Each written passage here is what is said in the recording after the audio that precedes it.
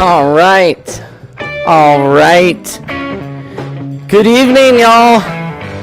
Welcome to Poetry Open Mic, Asheville. My name's Caleb Beiser, coming at you live from North Carolina, Asheville, North Carolina. Thanks for joining us tonight. We got a really awesome show for you, and some incredible poets, and some really cool stuff about to happen. So I'm gonna go ahead and start things off with the poetry, and then I'll let you know what's going on. Y'all get tuned in, get comfortable. Welcome to Poetry Open Mic Ash with these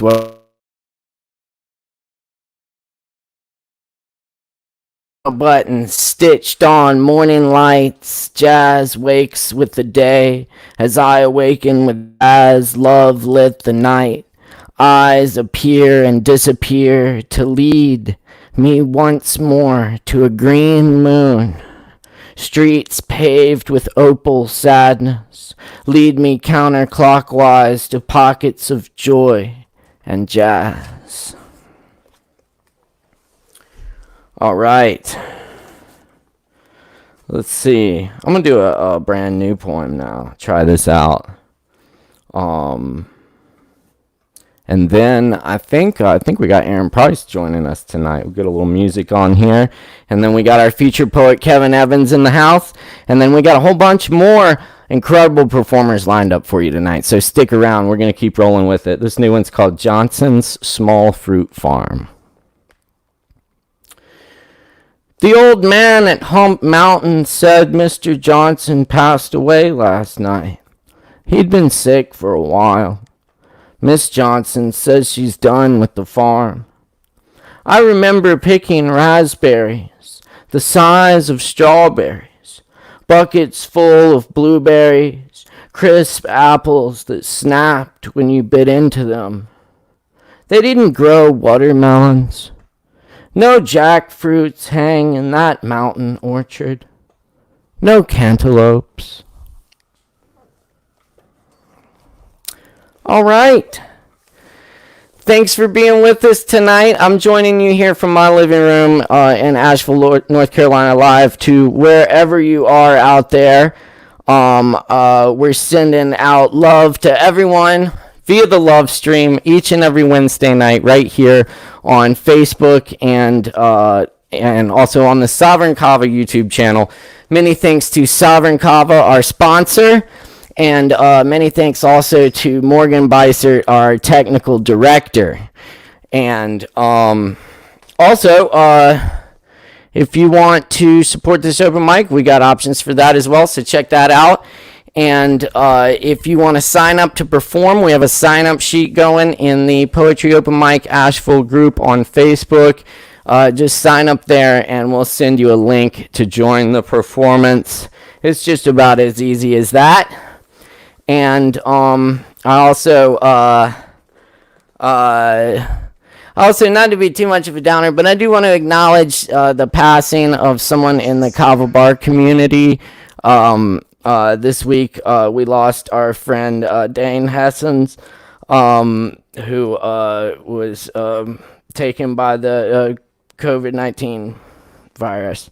And we send thoughts out to his family and all the people in the community grieving him right now. Also, I do want to also send our thoughts out to the good folks in Portland, and just make sure everyone is aware that Trump is sending unidentified, armed, secretive militarized police forces into cities in the U.S. So, because people are speaking up for Black lives. So keep speaking up, be careful, and make sure everyone knows about this. This is the time to pay attention, everyone. Anyway, just had to say that. Thank you so much for tuning in. I'm going to see if we can get Aaron Price on here and do a little poetry and music for y'all. And then we'll get our featured poet Kevin Evans on. So, anyway. So, is Aaron there? I think so. Let's go to Aaron. 1 second. We're beaming in Aaron Price. The incredible Aaron Price. Hold on. Let's see if we can get him in. All right, we're rolling now. We're rolling. Cheers, everyone.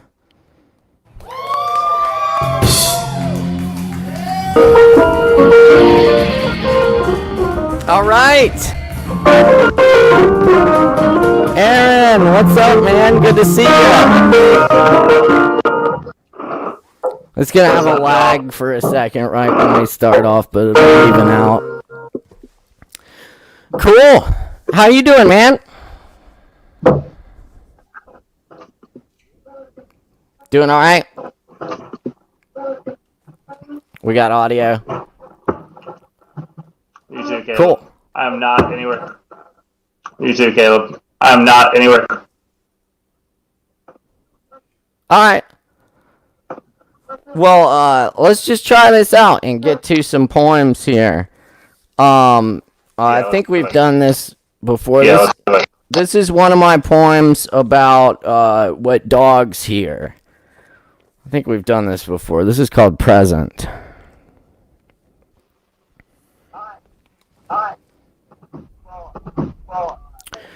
The dog points her ears at the moon.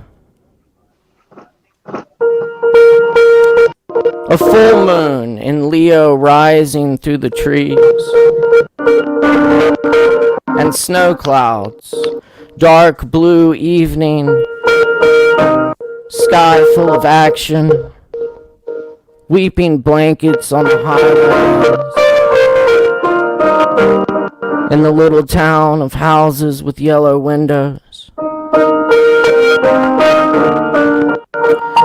I pass the time as best I can, from one horizon to the other. We sit together in silence, saying everything we needed.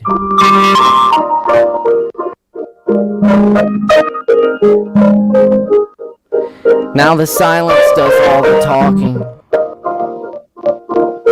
It is the sound of knowing we were safe for one moment. It is the sound of knowing our presence is enough. It is the sound of the wind and the empty bus going by. It is the sound that the dog hears when nothing else stirs.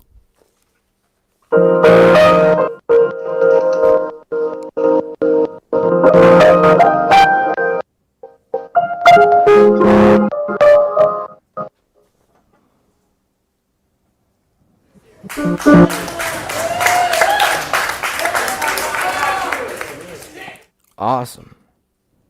Thank you, Aaron. You want to try one more?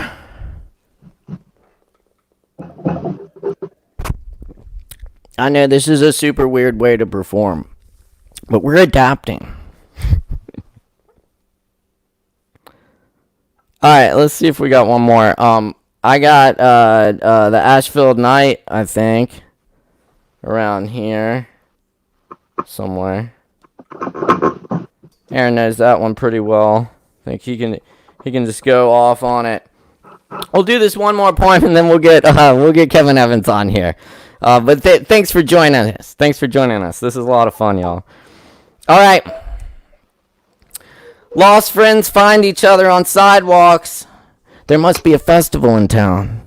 Down at the civic buildings, the Art Deco facades, the broken bars, money safes.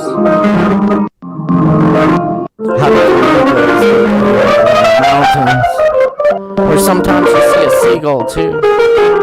Where bears eat the garbage and squirrels bury acorns under the ferns, their silhouettes crushed up like sand. No fortunes, no baseball cards within. Outside of town, old farmers grow watermelons by the creeks. parks, bars on roadsides with Shiva and rail, cool evenings deep into June. And this year, the cherry trees bloomed early and the rain didn't come. Their wise blue fractions of light scamper across the pickety bars, wavy lined roads, famous people stay in hotels that seem to glow in waves of the lines over the hilltops carved into city, lit with electricity humming while old men sleep. Angels look over where everything has changed but history. The monuments that were built still loom as reminders of what nobody remembers. Chickens cluck at days they used to, turtles, bugs in the dirt, and black raspberries filled with sunlight and rain, drenched in morning dew that lingers until midday. Their round, open bodies postulate for us now quickly until fire gasps up the hills like harsh colors where antibodies, electronics, and grid systems, mushrooms sprout out of the heads of ants. Colonies deform under the light of 1,000 moons. Seafarers jump ship in the coming gloom. Radio instruments fail in a magnetic storm. Art creeps up from back alleys. Museum trash cans and underground living rooms sprayed on holy walls, carved into tables and doors, coming out of speakers set up in forests where the sound is swinging like incense. Around campfires rising up the hills, making ash snow to tunneling headphones and furnaces by the shores of the lakes underneath the streets of forgotten parts of cities, forgotten by country swords, forgotten by rainbows and crab nebula, forgotten in bars and public restrooms, like fedoras and coat racks and bar stools. The cook's too high to cook, the judges too incarcerated to make laws, the laws too dead to hold anyone anymore. The time too right not to fly, not to miss another show. Everybody don't give a fuck, give many fucks. Give fucks until the ground wells up with swollen dreams filled with art bubbles, predicting frequencies of knotted giraffes, legions of antlers, cross-eyed St. Owls, peregrine down painted sky, comets streaking our eyes. Whirlwinds building across the changing landscape, transformed to beauty everywhere we see. Broken in heartbeats, eye blinks, and swallows. Darting in the morning trees from branch to branch in our lost colonies of memory. Skull faculties renewing breath inward. Purple cracking into pieces of stratosphere rain breath outward. Your hand held against everything somewhere connects. Warmth flooding every nerve and vein. The singers tonight will kill it. The guitar players singing, the drummers singing, the DJ singing, the dancers singing, the poets singing, the night singing, screaming in the abyss bliss of oblivion ripples in the fountain where everything is lost. All time, all feeling, all notion of self, all screaming, lost in the magic night. The festival of decay of self, growing in heart. Echoing among the buildings, the beeping streets, all the homies gone home for the night, all the strangers met someone else, and all the kids found their family under the cool, ash-filled night, under the moon and stars, under everything. There is something else, something under everything.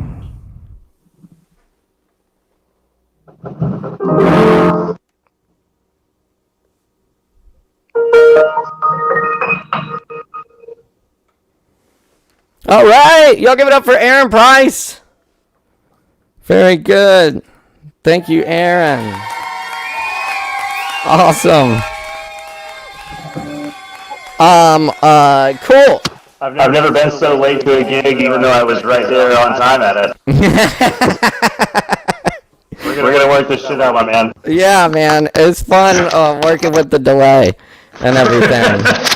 It makes it interesting, ups the ante a little bit, huh? I'll say. We're keeping you on your toes, man. Well, hey, I want an in-person date this week. Yes, let's do it for sure. Let's mask up and do it. But anyway, cool. I'm gonna get Kevin on here. Hang around for a minute. We'll see if we can get you on with Kevin. And yeah, let's see where Kevin's at. We got our featured poet, Kevin Evans. Many thanks to Aaron Price, though. Yeah, hang out for a minute. Thanks, Aaron. Woo! Cool. So anyway, we've got an amazing featured poet for you tonight. One of my all-time favorites, Kevin Evans, is in the house tonight. And Kevin has he's got some cool stuff out. He's got a piece in getonthebusavl.com, which I think we have a link to. And and Kevin is also, he's given a really awesome reading coming up August 1st with some fantastic poets. Our North Carolina State Poet Laureate, Jackie Shelton Green, Keith Flynn, Nicole Brown, Jessica Jacobs, really awesome crew. So I'm going to let him tell you more about it. But first, I want everyone, wherever you are, at home or in your car or wherever you may be, jump up and down, shout, and make a whole bunch of noise for the amazing Kevin Evans.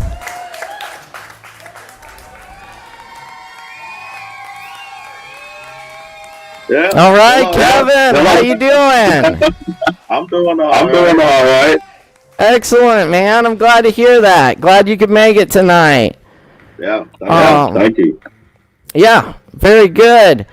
Cool, man. Well, before we get into it here, and I'm hoping you can do something with Aaron too, if y'all got something.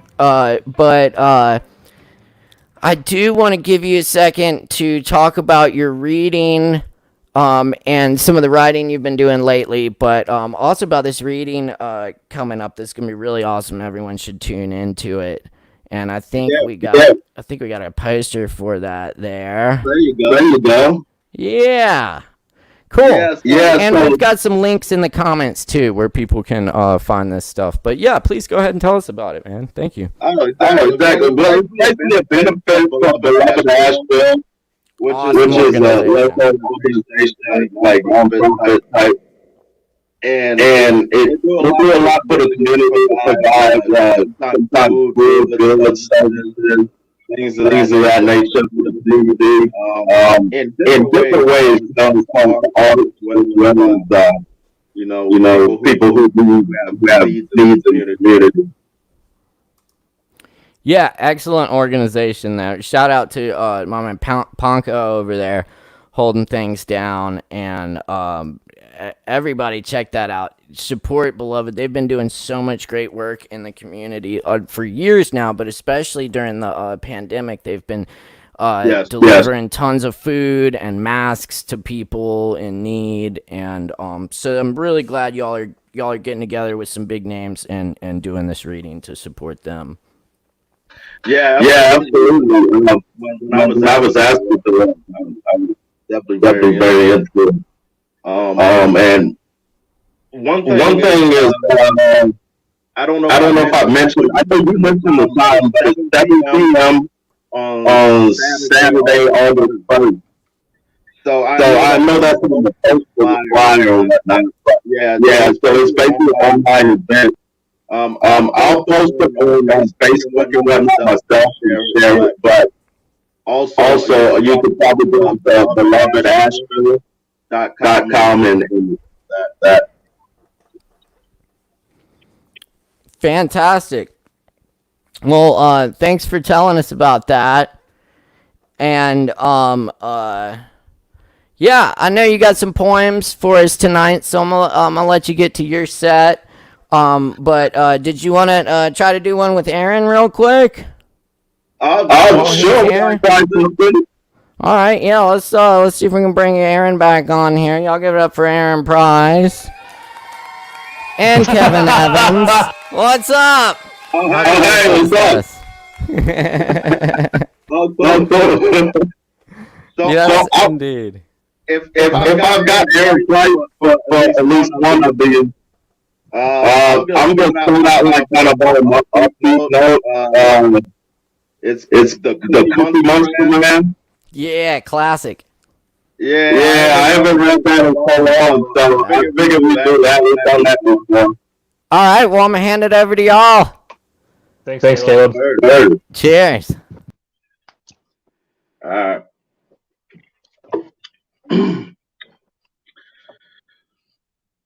Cookie Monster. Do you want her? She's shaped like a chocolate harlot. She is just an irregular businesswoman. She isn't quite secular. In fact, her chosen religion is what she calls genie bottle Buddhism. And she will kiss gentlemen willing, but she never has to even touch much of their bare skin. She rarely gets completely. For anyone, it doesn't go so far to where any sword dipped in the protection of a falsely sacred cloth is even penetrated. Monster, did you know that this sophisticated chocolate flowing waterfall daydream never lost her virginity? Well then, the question is, how in the hell does she make you scream? How in the hell does she keep you coming? There's something in her. There's something with her. You have many, many more moon tracks before you discover that her ass is an axe, the physically harmless type. Some say that shines is the worst kind when you get distorted enough to give her the grassy acres filled with stirring fruit and wine. When you sign it all over to her because she's just too innocent, sweet, and pristine to commit such a crime. Emotionally tugging and snagging, juicing into the rag that is your own trousers as your hands cling to the black limo's glass, bulging. You are squirming, and she's hardly even said or done anything. She screams like a kettle, falling in love with a hollow, haunted flute. Cookie Monster, do you know what you should do? Do you know what you are going through? I didn't think so. You smell like bleach and cocoa, buttered under summer mystery fruit.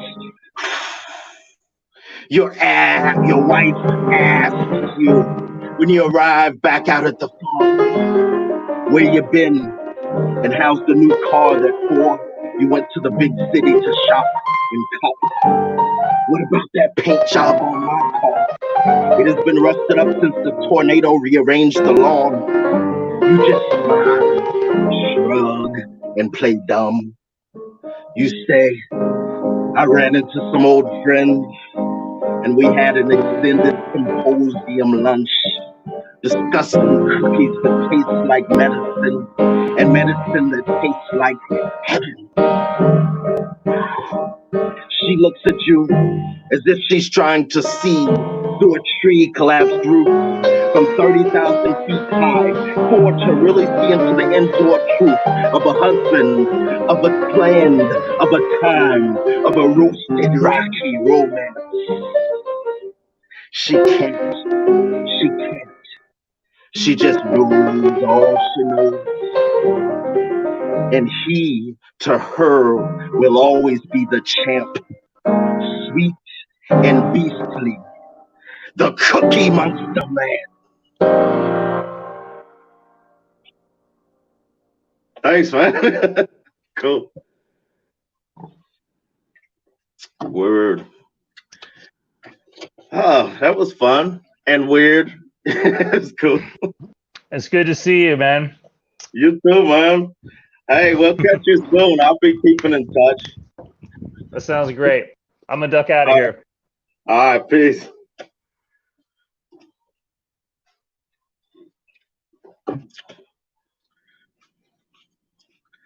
All right, so I'm going to start out with a poem that I wrote on February 5th, 2019. It's called Early. It was never officially entitled, but it's called Early. I didn't want to get there too early. Pearl handle on the ceiling, crawling on the babies. There weren't enough little birdies singing this morning to keep me from flying. Though the trees eating off of me at the feet, the light feeding into me as I breathe, intimately, closer than kin, than friend, lover, enemy. Still, I didn't want to get there too early. The breakfast table burning, shot off as firework into the sky. We all scattered. Nobody was hungry. No crumbs for black, white, nor multicolored kaleidoscope wings. Doped in the spring fling of Phoenix and monarchy. I've had my cravings lately, debating between horses and ships. All right, so I'm gonna do a little dedication for Dane, who we've lost recently, unfortunately. And because I just have good memories of him when I did see him, in the past 10 years, damn near, I believe. So he was always, I have no bad memory of him. He was always warm, always loved. So this is in the key of D, this blues harp.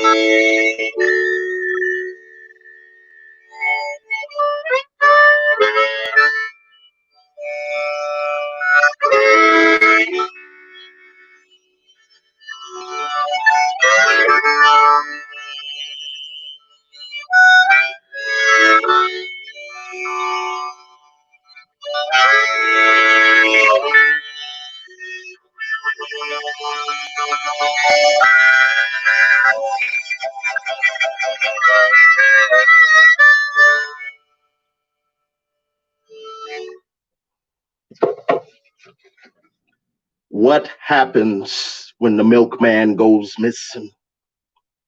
One October evening, orange juice drinking, tasting the autumn. Smiling, smiling, his best, brightest reflection. A little girl on a milk box stands next to him. He's still smiling, but the whole picture's a question. Question. What happens when the milkman goes missing? Do you visit him in the land of nothing? In the time of what did they expect? What did they want? He stepped away for a cigarette and never came back from lunch and never came back for lunch. What happens when the milkman goes up and missing? And he was hardly even done. Marginally young. That's called Marginally Young. I wrote that several years back. So this next one is called Rubble and Rubbish. It's basically the personification of a home or walls, as it were. And I use language, so in many forms, some more harsh than others. These walls can't say shit outside of those motherfuckers who lived here, smoked too damn much, fought too damn much, and cooked too damn much, and couldn't cook. They just smoked the fucking joint out. They tried to give me smoke inhalation, venomization. They tried to kill me on several occasions. Help me now, I'm low, they scream. I'm burnt down, demolished, ashed into black, vacant, stolen memory. I have been cremated, the walls reticently scream. Someone please avenge this mass injustice, they plead. Why was I not protected? Do you hate me? I'm in shock, comatose. I saw the children burn the toast. I saw the coming of age youths sneak out, creep out slyly. I saw them rattle bedposts for the very first time in their lives. I uttered, whispered not a word. I witnessed them standing on the falling, slipping edge of intoxication's obliteration when their minds were quite fucked. They reached for things they could nebulously see while failing to touch. I felt their desperate hands of despair crawling upon me, fondling me, contributing to the dirt and filth that was already upon me. It felt so good, so comforting. I felt important, as if they really direly needed me, for they knew I had no place to go. They knew I wasn't going to crumble or fall, not for years to come. The blinds, windows, shades, and sun with the unique projection screen always place mesmerizing, elegant patterns and colors upon my cracked skin and me. I am no one's candle. I am no one's queen nor king. I may be attacked by vandals or tattooed by magic, manic, enchanted artists from the inhospitable and dangerous field, but that'd be only in a dream. Decorate me with your family pictures and portraits. Maybe then I would not be perceived as such a poor piece of shit. I was once a decent piece of shit, perhaps constructed, held up, or surrounded by brick. Wishes, perchance, I have a few. Still, I enjoy viewing the transpiring moments of composing wishes engaged upon by you. Your patience, or the lack thereof, somehow reminds me of lackluster days of gray caked up dust, piling up upon the environment of the present's rut. Somehow it reminds me of the tenacity of love. Somehow it reminds me of the search journey, the fight for love. Blood was on me in several drops, holes knocked in me and my fortitude, and with my fortitude only is it you that I can stop. Your frustration, anger, and impatience wailed upon me in streaking, blazing rubicund. In times to come with the sun, it fades to icy blue, in white streaks and blotches revealed with the many tickings of watches. The knotting is complex and compelling, twisting, reflecting inner workings of the tired, apprehended, contradicted, and defenseless mind. Then look back at me, review what it is that you have done, study it all closely, as well as your damaged, banged up hands. View it with your squinting, distorted eyes. Your stomach's all contorted, it's puzzled, bubbling, green poison rapids do collide and attempt to rise. You lean against me, your head unneatly fitted into your darkness of your cloaking arms and hands. Pondering a trade with the heavens, the skies, a barter for a new redesign specialized and perfectly fitting life. My empathy sentenced me to a momentary term to be as one with you, and you as one with me. You ruined it all when you unfortunately spewed a bit upon me just prior to hastily visiting the room of relief, the sanctuary of porcelain sculptures with superior air of sterilization. You and I know we are not clean, but I'm here at all times upon me you can lean. Lean upon me in grief or pleasure, for I've seen you in the nude with another individual bumping you against me with such force, I felt as if I was being loved and seduced. I was left alone with my beautifully sorted, fiery, dripping thoughts, imagined and insinuations soon. It's indeed a prerequisite that a structure such as me must definitely possess patience and not expect to be extricated, at least not in the way one would wish. Now I'm just a pile of old rubble. How it flares and bubbles my pores. All right.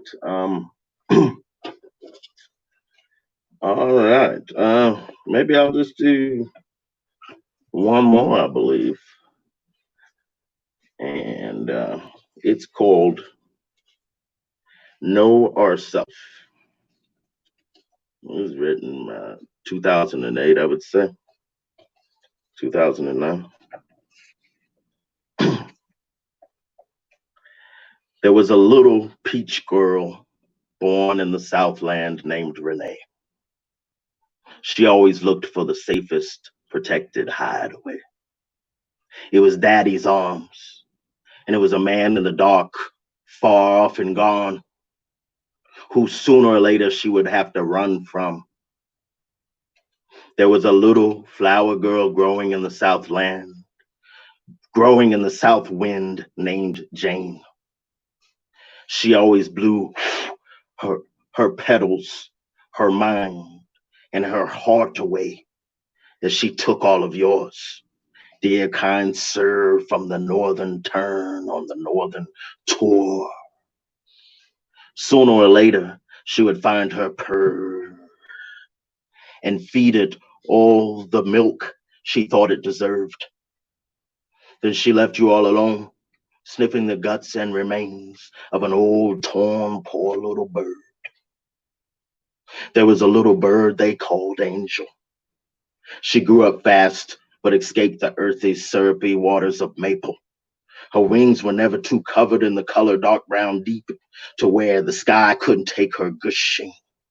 Rushing, cool winter leap into the sun, frying into her counted sheep.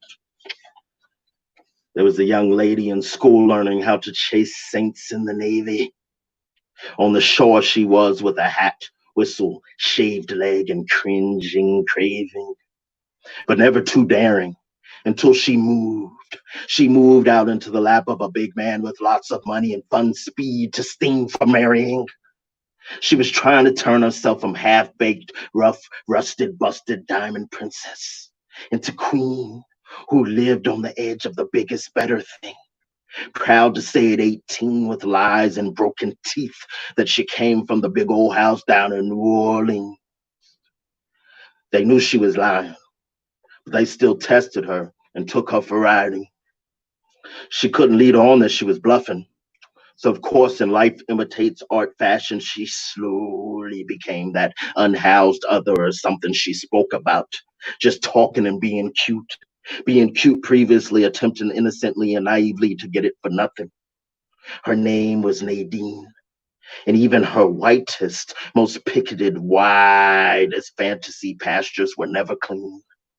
She always used them to polish her eyes and teeth. But she is still growing on a vine, twisting through concrete and burning white sheets on crosses, lost into the hurricane, tsunami, moon fighting, and rising sea. There was a little mixed girl from Alabama named Tennessee. She was the whipping post for mama and daddy. Dixie girl, sophomore in school, running naked, miserable and sunny in spirit, shielding made of angelic wool. There was a little peach flower, bird, angel, mixed school girl that settled down to rule her house of deep mermaid coral reef. She is swimming, trying to do so peacefully with her lover and babies. Every day she is still growing. Her religion went through many stages. She has gone through many changes in strange, lost and found ages. And yes, she made it. There's a little old lady, bright light channeling and navigating to a place where space says she's not American, African, Asian, European, Australian. She is just being, just being. She is safe there. She is comfortable with that. There, everyone else is comfortable too. In the place where the satellites, planets, moons, and stars channel the fluid, breath-giving mysticism of her silent pause. Mirroring on somebody's arm. Mirroring on somebody's heart. Mirroring in somebody's eyes. And somebody's watchful, thoughtful goodbye kiss that hovers forever in a blessed night of humble bliss. That sweet old lady bird was named by the angelic at the end of her earthly visit. There was a young angel in heaven who always cried the best, brightest stars of tears for the suffered and guttered. She cries for the sad, sad, lonely mutt that purrs galactic hymns into a milk dish that filters and skims half of the dignity of him, lonesomely dying in frying pan, skimming and dipping him into shed. There is a little young trumpet, honeysuckle flower, swirling in the crowns of heaven. Knows all of our beautiful tear-fishing joys better than we know ourself. Thank y'all.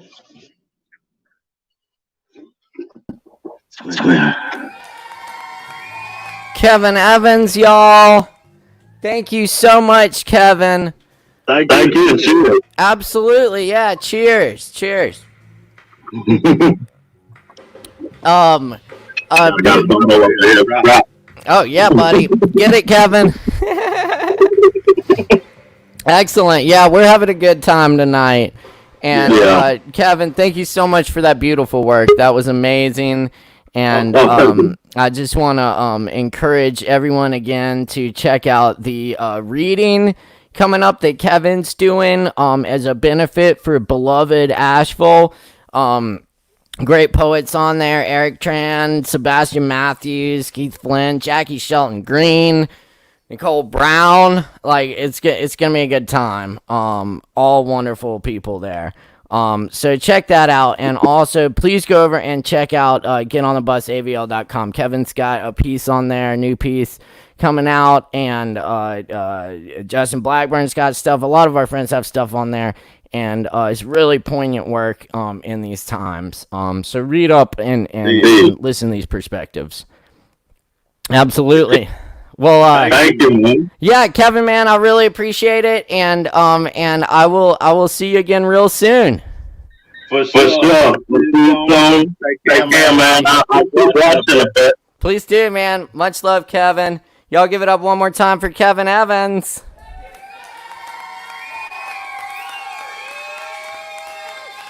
All right. Thanks for tuning in tonight to Poetry Open Mic Asheville, coming at you live from Asheville, North Carolina. My name's Caleb Bysert. It's good to be with you tonight.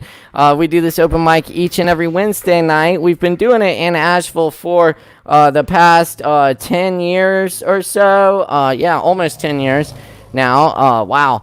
And we're Asheville's, Western North Carolina's longest running and best open mic. Thanks to your support. So thanks for still supporting the open mic as we keep it going in virtual style during the pandemic. Appreciate all the likes, comments, and shares. And appreciate everyone jumping on here and sharing your poetry, your music, your jokes, whatever form of creativity. We welcome it all here. And try to bring you a little love and a little light into your homes or wherever you may be during these times. So, thank you for joining us. We're going to keep it rolling here because we still got some more awesome performers coming at you. And let's see, I think we got Jose up next. Let's see. Yes, Jose. And then we got Savvy. And then I think we got Chase joining us after that. And then we have Justin Blackburn, Talon, and Priestess Super Vixen lined up. So do stick around. These are incredible performers. And we appreciate your viewership and all your support.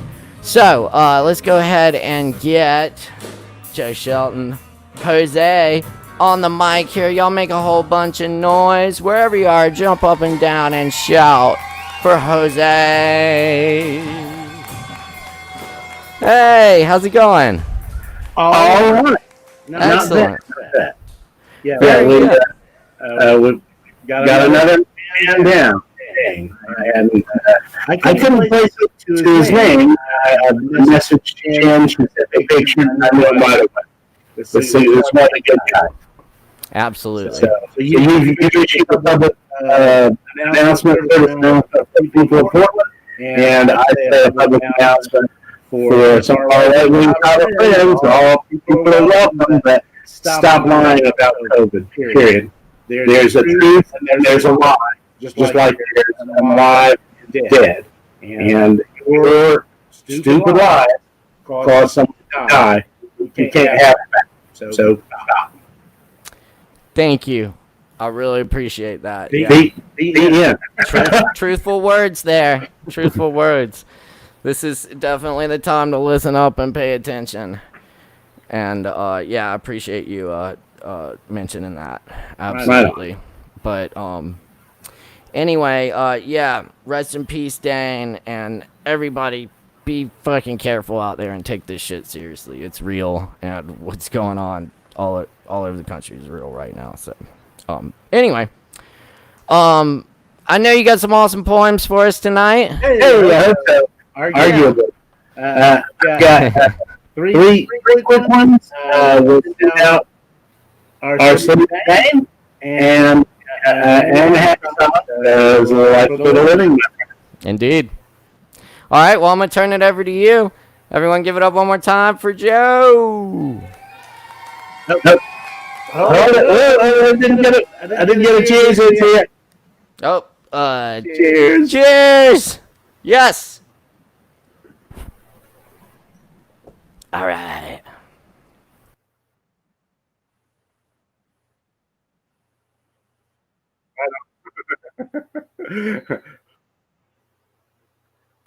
Oh. Oh, yeah, drink it down. All right, you're on. Good. Okay. All right. All right. Sorry, I'm still split screen. I'm confused. I don't know what's happening. All right, getting the earpiece out. We're getting some pretty crazy effects out here in the multimedia universe tonight. But that's all right. Special thanks to Morgan. I've been pestering Morgan about this level is doing a thing and the YouTube's doing a thing. And Morgan is doing a great job. Thank you, Morgan. All right. This first one is Damn It Market Street. Your cruel and beautiful bricks rolfing my discounted espadrilles right through to the sagging arches of my 10-wide flippers, from the theater to the park in an Asheville laughable mini block. Damn you, street. Why do your brick-alive echoes amplify the caterwauling, cement-handed hacks clunking great clumps of the keys of innocent pianos? I get it, dudes. You and Billy Joel are having sex with a mixed drink. Lap it up, Turons. Ah, hell, the meat market disco that I never went to has swirled down the sandy vortex of the hourglass to oblivion and popped a restaurant that serves, say, Caballero Roberto, what is a Brazilian steak, anywho? To the corner bar. Remedy the offense to my nostalgic senses with a rootin' tootin' highfalutin attack on the cranial, if not the cerebral, but who concocts cocktails and says she's a craft mixologist reinventing booze, for God's sakes? Of course, you've overserved me, but it's the bill that makes me sick. Sick of the stumbly trip bricks playing their market street tricks and sending me down for a sloppy, dirty brick kiss that loosens a tooth after just a hint of vermouth, drowning the flower of my youth. All right, so I was trying to sound a little intoxicated there, and I don't know if that effect helped or not. The liar toxicologist told me the dose makes the poison, but under my ungentle scythe, I'll cut you short as you arrive in the agony of me, wishing for quicksilver death to come like winged Mercury. When I'm wrong, I'm all wrong. I have taken a poison, and I am poison. Offensive. Walking in the new city, what building do you see? It has a uniform new smoothness of bricks, a noticeably regular plate glass windows, a softness of angles we agree upon and ignore, boxwoods along the sidewalk. Rich only in function, interchangeable. Here is an office, there is a prison. What building is it? Without statement, without character, without strength or history, you've no idea. Tomorrow is sprayed on the side in big rebellious orange is the ugliest word you may know. Then rejoice, at least it spoke to you. Okay, I raise then my glass. Again, to our friend Dane. Be well. See you on the other side.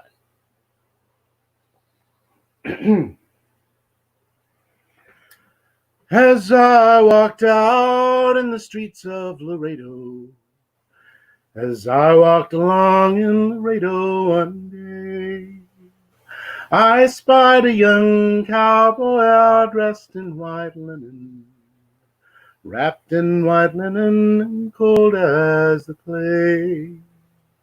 I see by your outfit that you are a cowboy. These words he did say as I boldly walked by. Come sit down beside me and hear my sad story. I'm shot in the chest and I know I must die. Fetch 10 great tall cowboys to carry my coffin, and 10 pretty women to sing me a song. Take me to the valley, there lay the sod o'er. For I'm a young cowboy, know I done wrong. Oh, once in the saddle, I used to go dashing, and all that did glitter did never say. First to the card house, and then down to Rosie's. I'm shot in the chest and I'm dying today. Whoa, bang the drum slowly and lay the fife lowly. Sing the death march and convey me along. Take me to the valley, there lay the sod o'er. For I'm a young cowboy, know I done wrong. All right. And time for a silly song. Raw Dog. It's another sad, sad Sunday. I'm loafing on the couch. I ought to get a bite of dinner, but I'm open in a slouch. Don't feel the urge to cook now, not one tiny smidge. My suicidal diet's the only thing in the fridge. Raw dog, oh, put a little mustard on it, raw dog. Oh, wish I'd just foregone it, raw dog. Oh, why did I go and do it? Must like feeling bad on purpose. I sometimes just say screw it, raw dog. It's lives and hooves for supper. Didn't even warm it up. Lays it out and tucked into a lousy cold ass pup. A bite or two to go now. Tastes pretty bad so far. I tough it out and tell myself that it's tube steak tartare, raw dog. Oh, the food around here sucks, raw dog. Oh, only cost a couple of bucks, raw dog. Oh, what have I got against me? I should have stopped at 0, but I went and had 3, raw dog. Knew better than to ingest. Opposite of what I craved. Didn't feel like boiling water, pressing buttons on a microwave. My stomach learned a new trick. It's called rolling over. My doggy treat is on repeat. Now get on out of here, Rover, raw dog. Oh, right out of the pack, raw dog. Oh, my guts are under attack, raw dog. Oh, would have liked it better charred, raw dog. Oh, should have buried it in the yard, raw dog. Oh, feeling pretty rough, raw dog. Oh, think I might have had enough of raw dog. Oh, what's my doggone deal? I was unprepared, but I should have been scared to undercook my meal, raw dog. All right. That's all. That's all the good times I have for you tonight. Thank you. Thank you. All right, and thank you, Joe. Appreciate it. Right on. Absolutely. Thanks for joining us. Sure. Yeah, we will see you shortly. And everybody, wherever you are, give it up one more time for Jose. Make some noise. All right. That's Jose joining us. You're watching Poetry Open Mic Asheville Quarantine Lovestream, coming at you live from beautiful Asheville, North Carolina. My name's Caleb Bicert. It's a pleasure to be your host. this Wednesday, and each and every Wednesday here on the open mic. You can catch us 8:30 Eastern Daylight Time, wherever you are in the world, and we invite you to join in and share. We do a sign up every week in the Poetry Open Mic Asheville group on Facebook, and then we send the performers a link to join in. And we got quite an amazing list of performers tonight, so we're gonna keep rolling here. Up next, we've got Savvy in the house, and then Justin Blackburn. We got Farmer Tay, we got Priestess Super Vixen, and we got Dane coming up later. So y'all stick around. It's been a fun night so far, and it just keeps getting better. We love it. Thank you. Much love to everyone. Let's get it.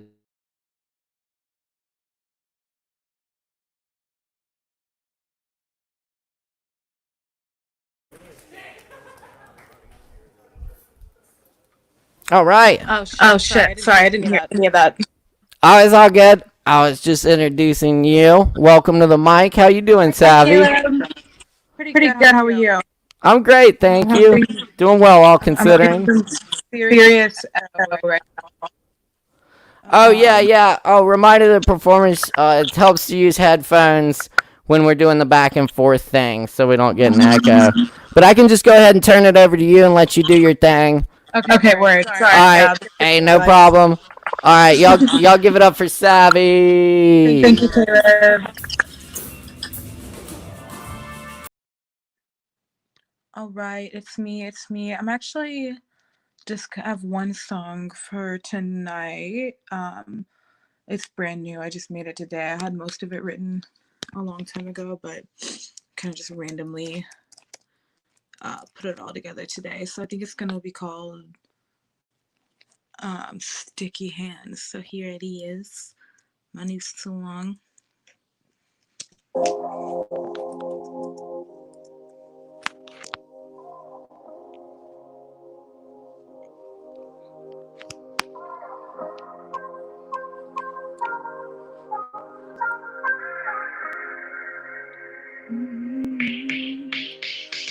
Always going back, can you be born a thief? I only wonder, cause I don't know where I learned these things.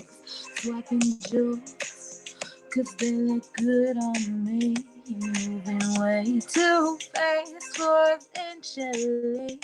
Voices telling me I'm gonna catch some bad karma. Like she don't know, like she don't know about these sticky hands.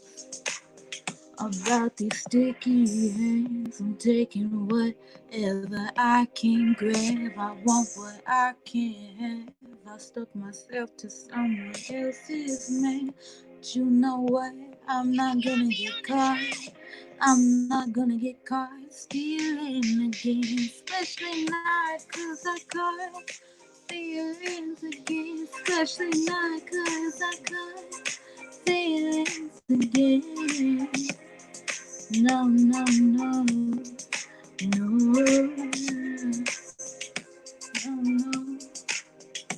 Hey, passion burning holes in my pocket. I'd love that man, knowing it was toxic. I let it burn, knowing I should have thought it. I should have thought it. At this point, if the blue lights come, should I even run? I can't change my heart for anyone, or wash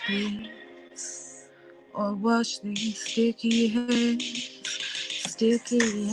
I'm taking whatever I can grab. I want what I can have. I stuck myself to someone else's mate. You know what? I'm not gonna get caught. I'm not gonna get caught stealing again. Especially not cause I caught feelings again.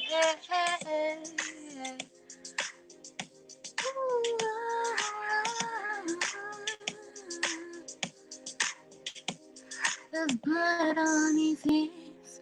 He wants to dance. How could I say no to a love I can't control? How could I say yes to a love I can't confess? I can't confess, but I know she knows. I know she knows. I know she knows about these sticky hands. I know she knows about me. Yeah, yeah, yeah, yeah. Yeah, yeah, yeah, yeah. Oh, sticky hands.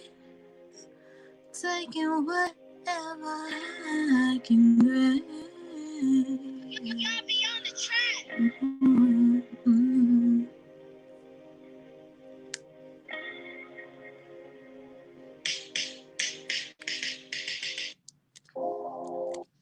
Sweet.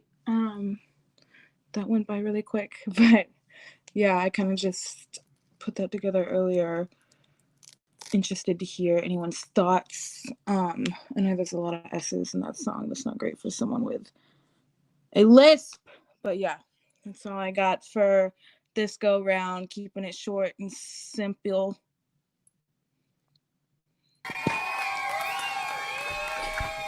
I think it sounds awesome, Savvy.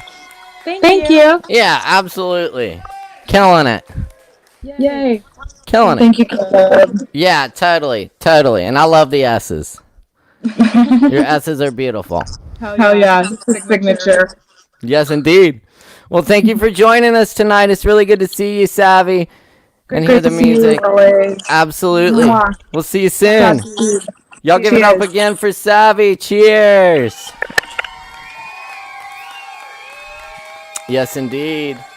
You're watching Poetry Open Mic Asheville, coming at you live from Asheville, North Carolina. My name's Caleb Beiser. It's a pleasure to be your host tonight.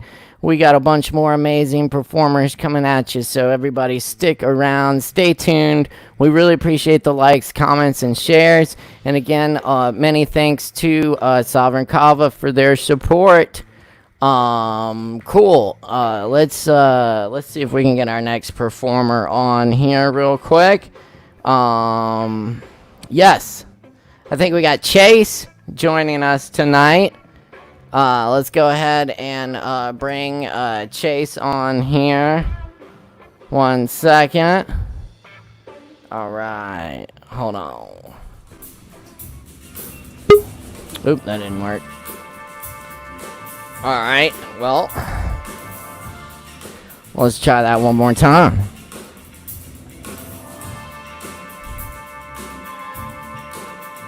All right.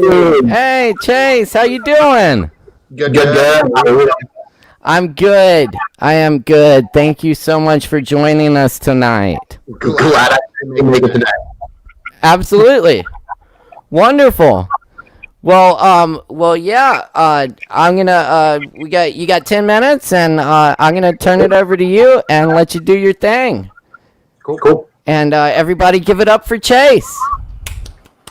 Hey, I don't always read. I'm hard of hearing, so I sign a lot of what I'm reading. But yeah, thanks for walking me out. Then I found myself beside poison oak brush and a downed willow tree. My soul soared high above my life and body. I soon realized this moment is where I was meant to be. Away from all the hustle and bustle of city lights, where whatever beasts and harlots that beat inside me could sing and roam freely. Because I found nowadays it's damn near impossible to ride head down and hard up through this plain we ironically call the heartland. We've been taught it's easier to eat film strips of memories as proof of what we've done, yet we hide scars instead of donning them like medals of morality like they are. Whether self-inflicted or clumsily stumbled upon, scars are sometimes the only proof we have of what we lived and how. Because after all, every stitch and every flaw we see is just to remind us of just that. No matter how mundane or repetitious, there will not be a reoccurring or unlimited amount of these breaths that we seem to take and find. That's why I try my hardest each day to live and love as I do, learning in a way to rewrite the definition of what it means to truly be living. I'm trying to convey the human capacity of love and wisdom. I'm trying to spin foolish notions of hopes and dreams into something that can be seen, something that can be felt and heard by the masses. I want to be coveted and loved by all of you. It's foolish and appalling a notion to most, so this often has rendered my relationship status harrowing and heavy and cold. But I truly believe if you have something I want or need, whether it be jumpingly asked for or preyed upon for weeks, if I have what you seek, it is yours. And you should use it till you are full. Flesh, strength, wisdom are just a pretty hand to hold. If the humbleness and willingness for love I show is something your morality and bounds of mental capacity can't understand, just don't look. That's why God and lazy people created remotes, because this is how I plan to live. Day to day, but I see now this isn't just me trying to stay afloat. This is me jumping off the cliffs of consciousness and love into the unknown, into the unplanned and unlikely circumstance that how I want to love and live isn't so crazy after all. And I see now that I'm not just treading or dreading through life and all that may come with it. I see that I'm just diving back into things heart first to see how deep this all can really get. Compiling everything I can come to know and hold, like grains of sand gently collecting in my pail.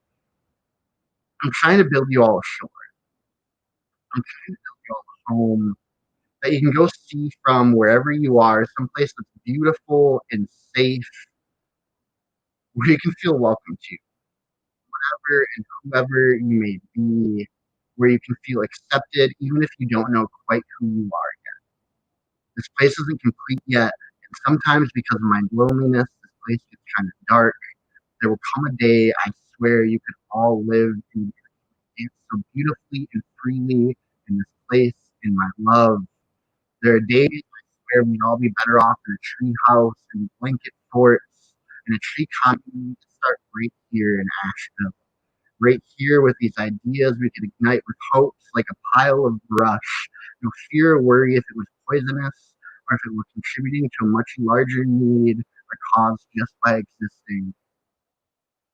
Look, we all often fail to see or admit it, because I know that because now of the today and the courage of braves before us, like Martin Luther King, Nina Simone, and Dennis Banks, that the world might not actually be heading toward or being better or more peaceful today.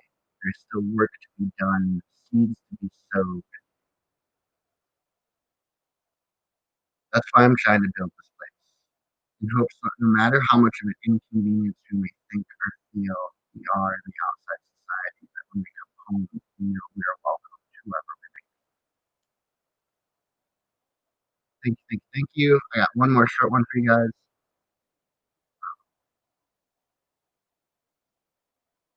Maybe I'm not the last great albatross. Maybe there's another city out there just as grand and forgotten. Maybe a storm could brew and blow us into one another, sending us all into an untimely and unjust rule, decrees, and almighty establishers, dusting to the dirt below. Maybe the ashes of what we once thought was great will be buried so deep beneath the feet of dancing strangers that it'll grow into something more. Maybe I'm not as grand as I once thought I was. Or maybe I wasn't even as grand at all. And the beauty or stupidity that kept most Zeppelins afloat will ever know. Perhaps with an immense amount of saturation, the sea town in which you love and learn to float and sail on will rise up to meet. Maybe the distance in miles and kilometers wouldn't compare to how close and dear your words can make me. Maybe every dollar spent on crenolines and stilettos wasn't a waste. But that much time putting on a ruse allowed us to drop the walls and barriers to see the truest, realest versions of ourselves. Fact or fiction, do you think that they knew about each other, Loch Ness and Bigfoot could grow to love one another? Not that either of us are monsters. I'm saying that the parts of us we hid, the parts and pieces they made fit into boxes and labels, could they grow to see and love one another without fear of capture? Could we still learn to love and be wild but true to ourselves? Because maybe I'm not the last great albatross. Maybe the city and world I've kept afloat for so long was meant to crash into something and someone as beautiful as me. maybe the times and ways I noted how I wasn't appreciated and cared for wasn't to go tick for tat. It was so I could explain every scar and tick that comes with the fault. Thank you very much. Yes, indeed. Great poetry. Thank you. Yeah, Thank you, Chase. I'll be back next week. Yes, please do. Please do Yeah. come back and share more. Really great stuff. Great to have you on. Much love to everybody. Have a good night. Yeah. Much love. Take care. All right, y'all give it up one more time for Chase Horsfield on the mic here. Thank you very much, Chase. Always great to have new performers on the mic. And of course, now we welcome anyone from anywhere in the world to join us and share on the open mic. Because we're keeping it going even during the pandemic and everything that's going on. And we're going to keep it going for you as long as we can. So thank you so much for your support. Thank you for all the likes, comments, and shares. And thank you to all of our amazing performers tonight. We still got a bunch more talent coming at you. So everybody stick around. Let's see. Who do we have up next here? I think we got Justin Blackburn in the house with us. Is Justin there? I think we're going to try a little something. Is Justin there? Justin. If not, we can go to the next performer. Hold on one second. Cool. Thanks for bearing with us tonight. Some nights, we're figuring this thing out as we go, and I can't thank our technical director, Morgan Beister, enough for all his help, because this is all new to me, and we're making it happen, bringing this to you each and every week. So anyway, I think we have Tay up after Justin, if Justin's not ready yet. Is Tay ready? I think, yeah, Tay's good to go. Awesome.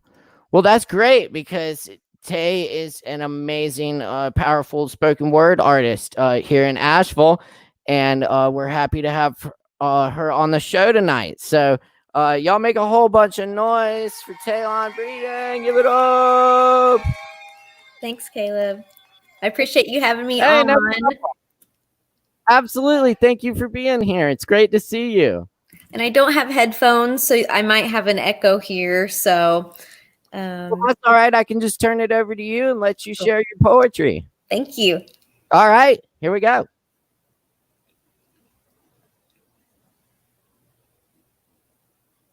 And again, I appreciate y'all having me. My name's Taylin, and I'm Farmer Tay on Instagram. You're the smell of familiar woods, breathing deeply, sunlight peeking through the branches, the night leaving, casting shadows where my feet wore down the grass. I was in the darkness, chasing chaos, trying not to move too fast, feeling the moment without cages. Reading your books with ripped out pages, this ink on my fingertips writing, you melt me, darling, I'm up on stages, and I know I'm changing phases like the moon. Can I come home to you? Is it too soon to say I know you? 'Cause I knew the night I knew you, I couldn't be without your long, dirty fingers. The way your energy lingers on my skin like the cold morning dew dripping, sunlight stripping away all the things that were never you. Can you know me? Can you become safe for my story? I sometimes worry if it's too damning to tell, and I know I carry it well, but I want to dig into every root and shoot that is your garden. I beg your pardon, you're not the only one with dirty hands and shadow dreams. Sometimes it seems like it could only be you. Thank you. And I've got two more I'd like to do.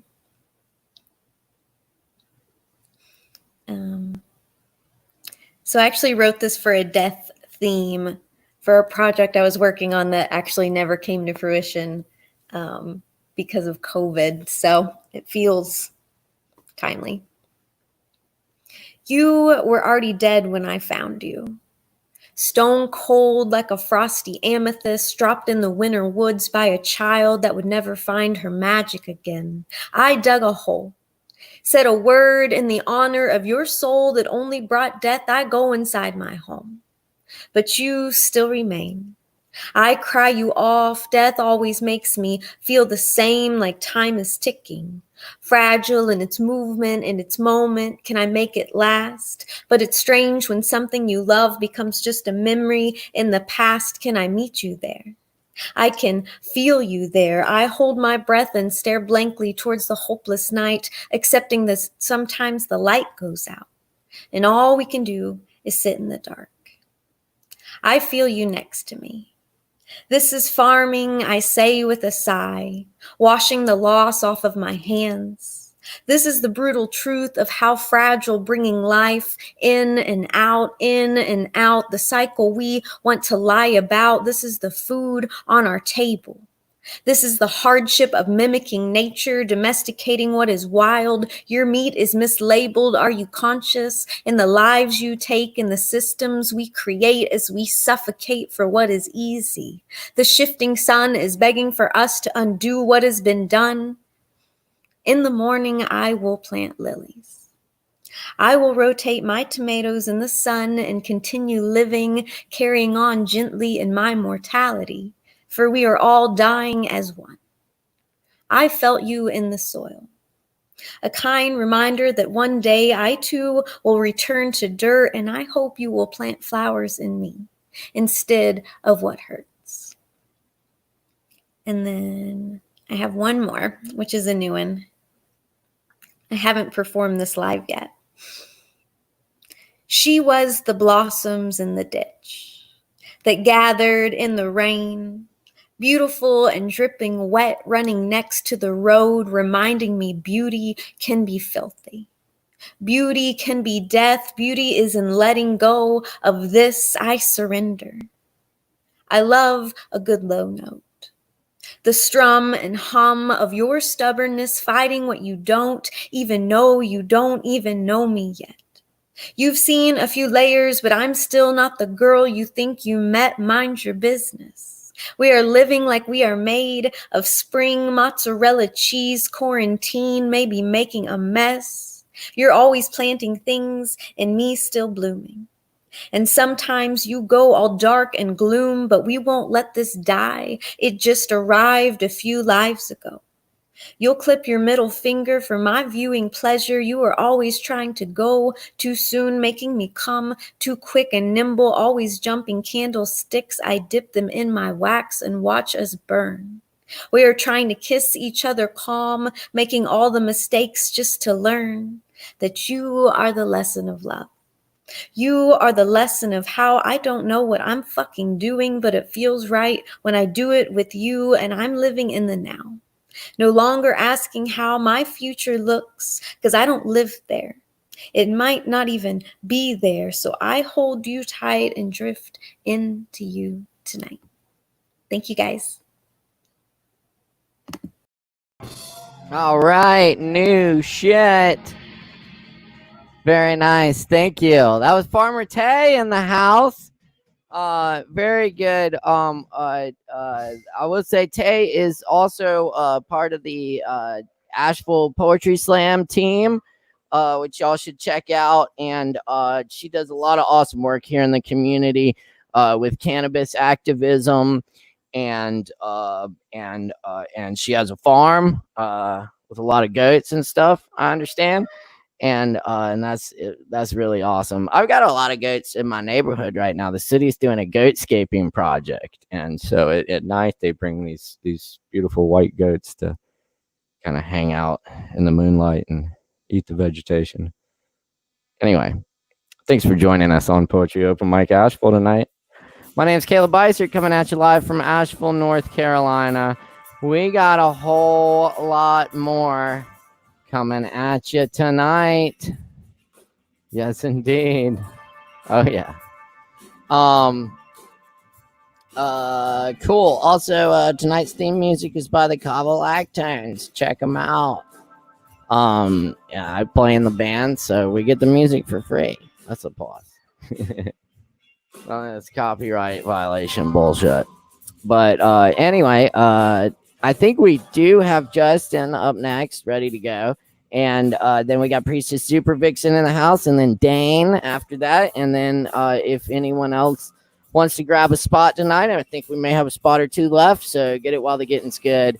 Join the Poetry Open Mic Asheville group on Facebook and follow the StreamYard link.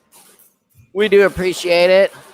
Let's see if we can get Justin on here. We're going to try to do the thing. I think we got, all right, let's get Justin on. Everyone make a whole bunch of noise for the incredible Justin Blackburn.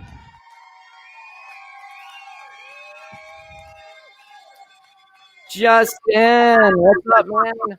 What's up? Chilling, man. How's my audio sounding? Well, I can hear you loud and clear. Okay. Should we try to bring our friends on and let you do some comedy? Yeah. Some poems or whatever you got on tonight? Yeah. Cool.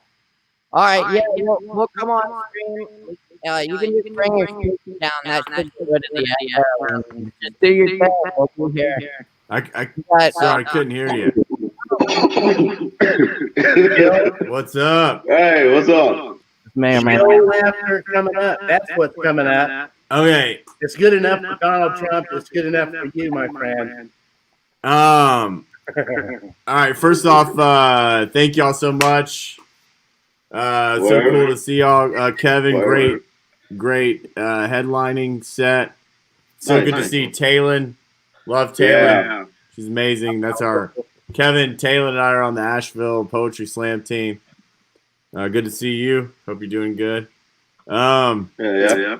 So yeah, I did a song that I think is kind of funny. I've been working with this incredible producer named Patrick Doyle. Amazing dude. And we did a song. I was wondering if I could play this song. It's funny. Can we hear it through the thing? Or would that would that mess the sound up? We can try. I'm ready. All right. If whatever you listen to us, you may have to turn that. All right. This is my new song, okay? All right. It's called right now it's called Hot Conservative Family Garbage. But I'll see if it changes the I'll see if I change the title. Here we go. Ready? All right. Y'all hear it? Yeah.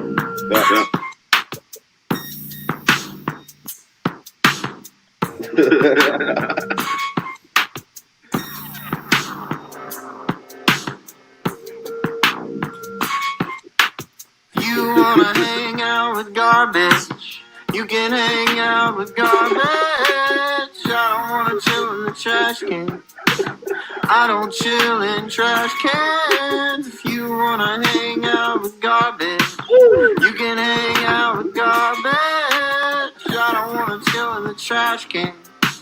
I don't chill in trash cans. Saying the activists are phony from his beer sippy cup high chair, yelling don't vote for Bernie, cause not everyone deserves health care. He's scared to lose his white privilege cause he doesn't have anything else.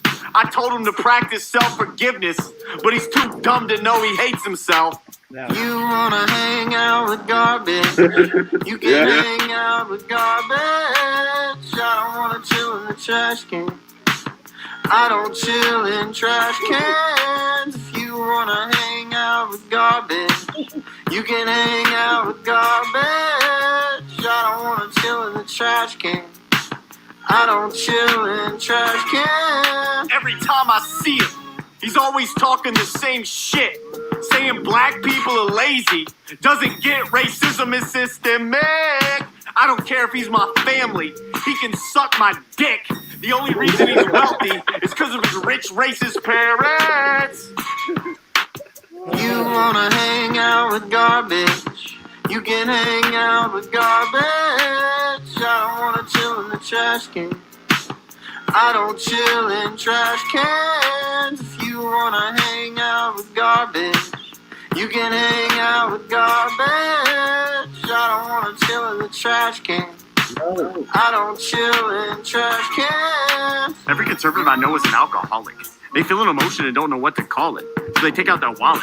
But feelings don't take money. So they're all, honey, help. This emotion won't let me buy it. I spent my whole life trying to deny it, but it won't stop. I think I have to call the cops. No, you're going to have to confront yourself. Fuck that, give me a beer. I can't face my fear. What if it tells me I'm queer? Or worse, that I care about someone else? And my heart swells up with love for humankind and I feel divine that connects us all. And this personality I created to protect my ego becomes so small like my dick. Then I have to be vulnerable and admit I don't know shit. And question what's the point of all this? I know it's not being rich, because I am and I'm still not satisfied. Can I pay you to cry for me?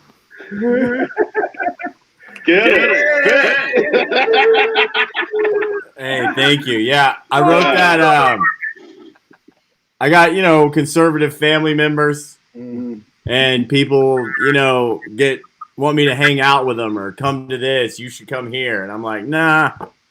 And then they'll get mad at me. And it's like, I've had this conversation with them, the same conversation 100 times.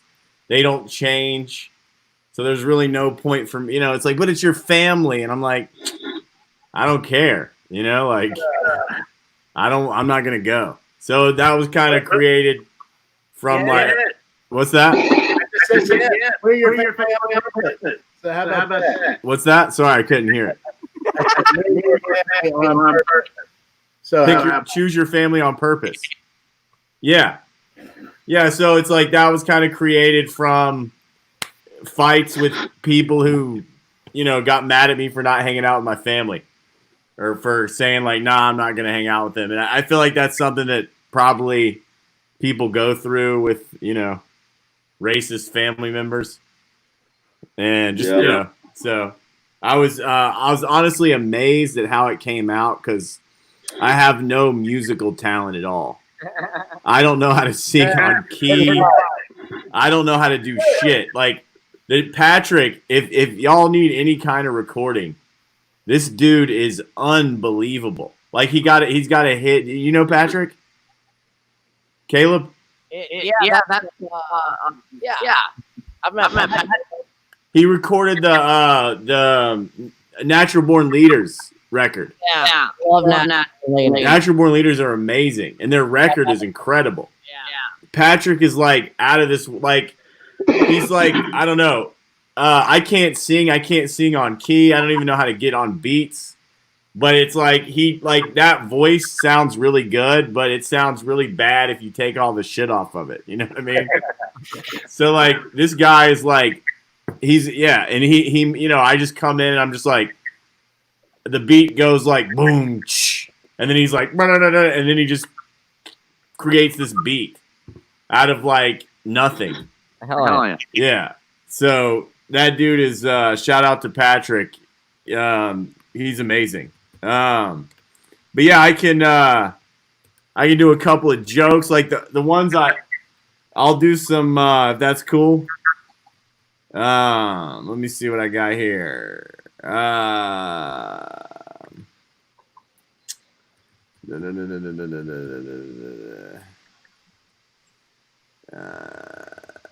does anybody? Kidding. That was me around. What's up? I just anybody know it while I was just around. Oh, I didn't even hear. The thing is like I'm hearing. No, and it does. All right. Yeah, it's the echo. Is it my echo? Yeah. Well, it's yours and Jose's. Because we're not using headphones. Yeah, I didn't know that. My whole set, I didn't use it. All right, I'm gonna have to get some headphones. I don't really use headphones because I'm deaf in my left ear. So it's kind of intense when I use headphones, but I could definitely use them for a little bit. I'll get some headphones. I'll do some jokes. Do y'all have the friend who does a favor for you without you asking, then he expects you to do one in return? Mm-hmm. I got this friend. His name's Jesus Christ. He died on the cross for me 2,000 years ago. Now he expects me to live for him. If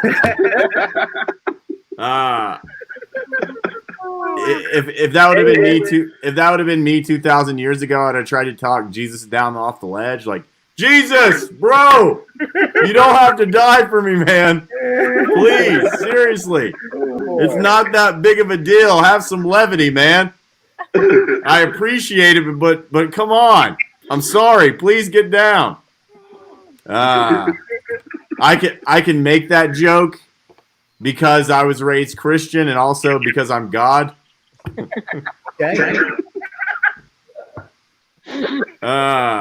I feel like it's funny, like, people get really upset if you call yourself God and they say it's like blasphemy. Like, Jesus is the only son of God and stuff, but like, what am I, the adopted nephew of God? How does that make sense? When I was a kid, I would go to church and like see all these like kind of, whiny like people screaming for like, Jesus, help me, please. Like, I pooped my pants again. God help. And it's like, I never wanted to be that dude, Like, I always wanted to be like Jesus. Like, I wanted to be like the chill angel in the sky that's all like, hey, here's a fresh pair of pants, man. Ask and you shall receive. Chill out. It's weird, though. Like, it's weird how you're, like, born a sinner. Christianity teach born a sinner, like you just come out of the womb and you're just like first second of your life, like, so glad to be here. Like, there's that sinner right there. Let's get him. You're born in sin. It's kind of like, but speaking of, I did surrender to God and gave my life to him. I was born again recently. But then the craziest thing happened and I died again right after. And when I died again, I went to hell and they were playing Christian music. Yeah. Has anyone ever listened to like white people Christian music and thought like, you know what? I'm going to Christ right now. Like, it's the most boring shit. It's like, it lets you know that like Jesus doesn't want white people to worship him.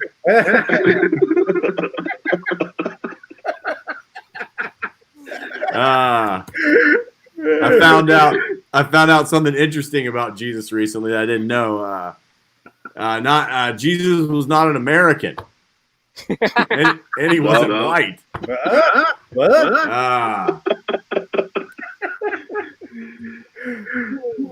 I grew up in Southern Baptist Place in Greer, South Carolina. Not only did they think Jesus was a white American, they thought he was born in South Carolina. Yeah, Jesus, he was born in Greer, South Carolina. I knew his parents, Mary and Joseph. Mary was a school teacher. Joseph owned the hardware store.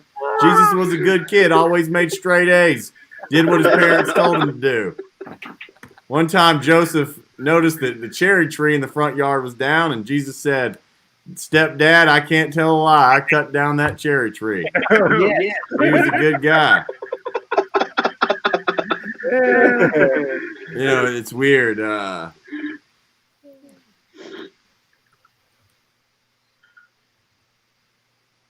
Let's see. One time I went to this church for a little bit where when they passed out the offering plate, like they passed it out again because the guy was like, "Y'all didn't give enough. I can just feel it. Do it again." And so I had this one experience where I got like baptized. And I was real scared. I was a scared kid. I was real scared to get baptized. I didn't understand it. And the guy was just like, Jesus is going to come into your heart, and I couldn't figure out what that meant or what that, I'm like a 8-year-old kid. And it was honestly really scary. And then the guy said, like, after he baptizes me, that like the Spirit of God was going to come out of me, and I was going to speak in tongues. You know what I'm saying? He was going to pull me up, and I was going to be like, oh, a little bit, And then that meant Jesus had saved me. That was the Holy Spirit. And like, I'm really scared as he's leading me to the, the pool behind the choir there. And he dumps me in and he says, Christ compels you, right? And at this point in time, I was familiar with water, and I'd been to swimming pools, and nothing happened, right? It was like I was just dunked in water. There was no Christ entering my body, right? So he kind of looked at me and he's like, the Spirit of Christ compels you. And he dumps me again. And once again, nothing happens. Yeah, nothing. Because I don't know, And he dunks me again. And then I look around and I'm like, Rockadagas, la boo, and then he like gets this look in his, he's like, yeah, take that, Satan. We got another one. Speaking in tongues is really fun though, so I'm not gonna like hate on him for that. It is a pretty fun thing to do if y'all have ever done it. I feel like I feel like Christianity is kind of more. I'm looking forward to the day where Christianity is more of like a mental disorder than a religion. That's today. Yeah, that's today. It's like you'll see like a commercial. It'll be like, do you think an angry God is always judging you, ready to send you to a fictional dimension where you're going to burn on fire for eternity for some strange reason? You find yourself condescendingly telling strangers, I'll pray for you so you can feel superior to them? Do you use the Bible to hide your bigotry? Well, you're suffering from Christianity. We've got a lot of we've lost a lot of common sense to Christianity over the years, but don't worry. If you catch it as soon as possible, get the proper drugs like shrooms or acid, you can expect to live a happy, normal life. Like, hey, bro, let's go to the bar and pick up some chicks, man. Like, I'd like to, but my Christianity is acting up pretty bad right now. I think I'm going to have to stay home and listen to some Marilyn Manson. It's like, bro, have you not been taking your shrooms? Like, sorry, I skipped today. And I'll end it with a last story reason why I quit going to church. And so like I was like I think it was in either 8th or 9th grade, or I quit going to the Sunday service thing at the church. I think it was 9th. And I was aware of like, I was very self-conscious and aware that like, some people, in my opinion at this time, I thought a lot of people were phony and kind of hated people and stuff. And I went to this church, and the guy that ran the church was this big kind of trying to be nice. I would call it, I don't want to use the word nerd. Nerds are cool. I would say like, we will use the word dork. He was a big dork. And he would say some real embarrassing kind of stuff as like a kid that was trying to be cool, like in the back, like judging people real hardcore like I was. And like he'd say like, I remember when like I know when I was a teenager, he would try to relate to us, and he was like, when I was a teenager, I would just say, I know I couldn't have sex, but I know I could make out. God was good with me making out. So I would pray to God every morning, God, send me somebody I can make out with. Yeah. And he would just say like stuff, and anyway. And he was like, and he would try to, anyway, he was kind of like a cringy dude to me. And anyway, so this was the time where this was like he hit the level. We were playing this game called Heads Up, 7 Up. No, Never Have I Ever. Y'all play that game? Yeah. It's like it's kind of similar where you like never have I ever, and then you like run around or something if you haven't done it. And I was just kind of in the back, like judging everybody and thinking everybody was lame. And he goes up there and he yells out, "Never have I ever pooted!" And everybody runs around if they pooted or whatever. So at the end of the night, he goes up in front of everybody. He's like, his wife's next to him, and he's like real distraught. And he says to everybody, he's like, "I just want y'all to know, I lied to y'all tonight. I am a sinner. I am a liar." And like his wife's like, it's okay, Bartley, it's okay. And he's like, "No, it's not. I lied. I have pooted before." And I was like, I can't do this anymore. Like, this guy is like, I wasn't cool. Like, nobody really liked me in like middle school and like high school. And I mean, especially at that time. But I was still like, I can't associate with this dude. He's like just too big of a dork for me. So then my parents would drop me off and I would just walk into the woods and just sit in the woods and hide every service. And then eventually they let me. Eventually, I just quit going because they like got tired of taking me or something. But yeah, that's when I quit going to the church. Yeah. Cool. Well, thank you, dude. Appreciate it a lot. Yeah. Thank y'all. Next time I'll bring the headphones. I'll go get some. Yeah. Sounds perfect. That'll help. But anyway, awesome, man. Thank you for doing that. Hey, thank y'all. And thanks to everyone. And Kevin for hanging out with us. Yeah, thanks Kevin and Jose for coming in and laughing. Y'all have a great one. Hey, thank you. Peace. Justin. All right, give it up one more time. Yes, indeed. Justin Blackburn in the house. Thank you, Justin. And also thanks again to Kevin Evans for featuring tonight. It's been a great night, and we still got a few more really amazing performers coming at you.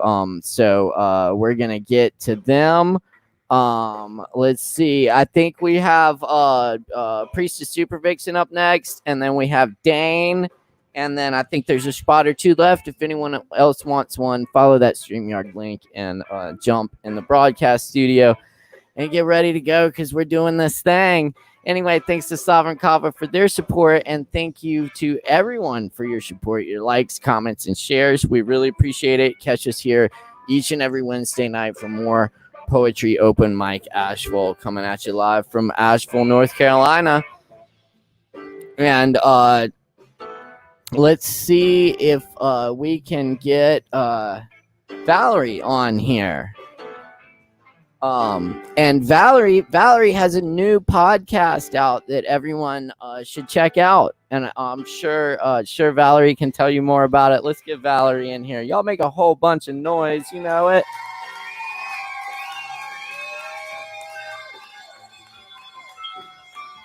All right, Valerie. Hey guys. Hey, you good guys to see were you. Amazing. The singing, the jokes, that song that about the hot dog. I swear I laugh so hard every time he tells that. That song Right? is funny to me. And Blackburn, some of the things that he said, and I could identify with that stuff so well. And then you had my girl Savvy and her style and her man. We got good stuff on this here. We got good stuff.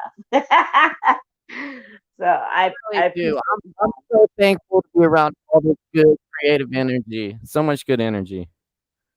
Indeed. And I'm glad you're here tonight. And congratulations on releasing the podcast. Thank And it's you. called Enchanted Asheville. Enchanting Yeah. Asheville. Yes.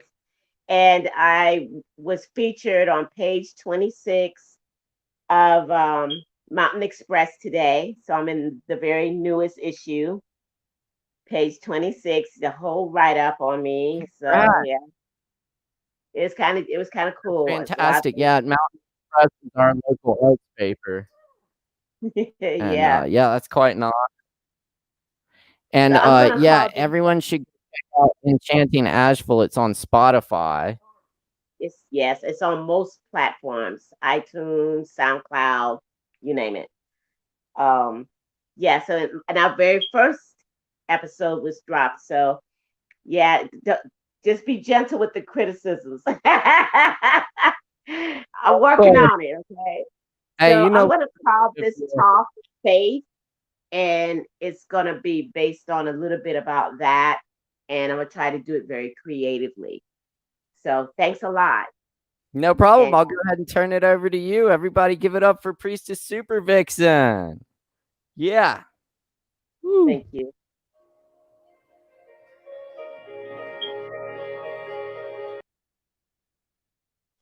Good day, guys.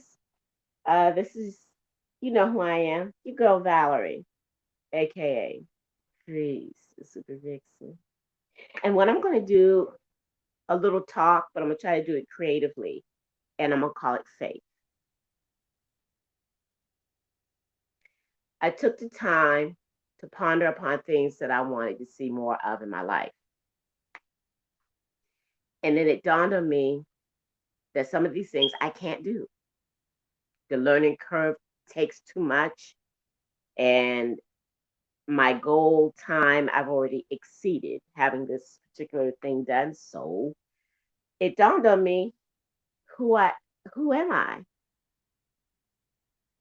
as a poet and comedian and performer. Blackburn would say, I'm God. I'm goddess. I am it. I am the I am that I am. Can I just ask for what I want? How did I forget? Really, Valerie? You're a priestess, right? So I reminded myself of that fact.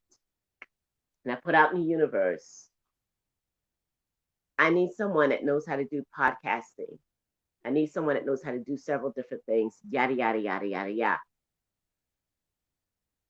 Released. I'm not going to tell y'all all my secrets, but I released it. So the only thing that I know is that I'm good at doing what I do. Don't know how to do all the monetization and all that stuff, but I like to talk. I'm good at it. So one evening I decided I'm just going to do a little live talk on a social media platform. And I did this talk.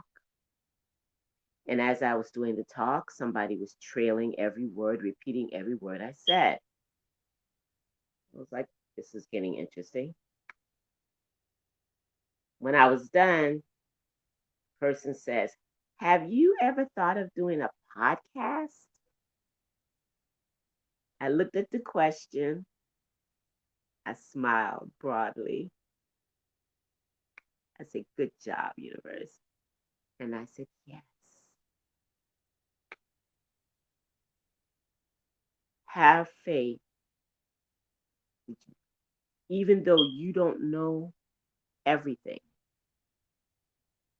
but you know what you want. Have faith. So I followed up this gentle being who decides that we should meet, have a conversation. And we did so. I have access to the equipment necessary for the podcast. This person is a professional podcaster. We made some agreements. And the next thing I know, I'm in his studio. We talked about what kind of track I want for the music. I expressed I love Fleetwood Mac, Stevie Nicks. That's like at my core from like way back as a kid. And I'm like all into garbage. Here are my styles.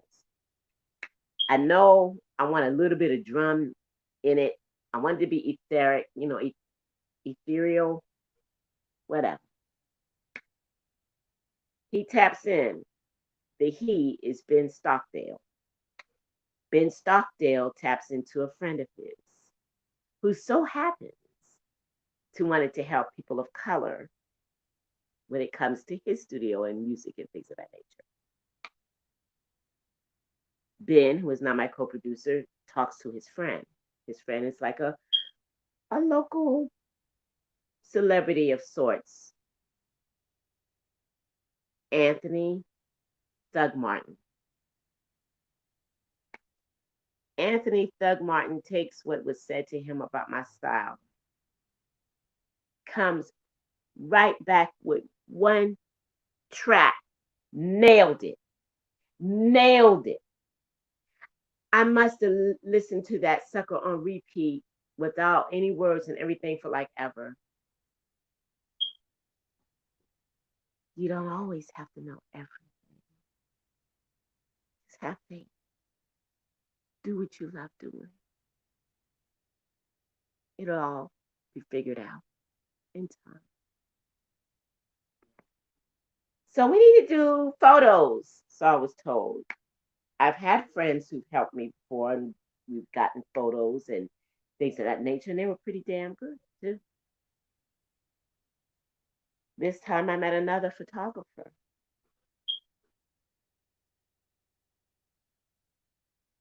And I spoke to a friend of mine at Raw Peasantry to help me about my dress.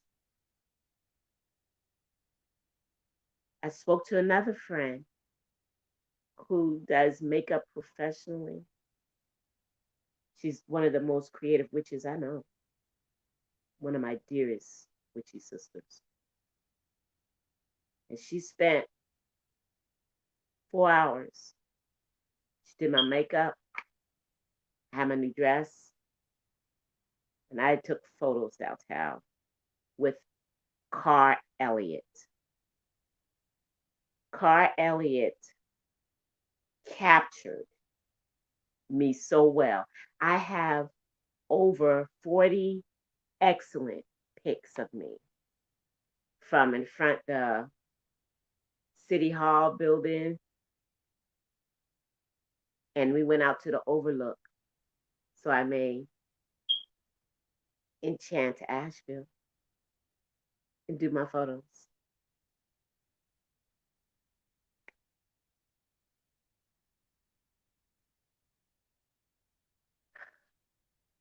An amazing adventure.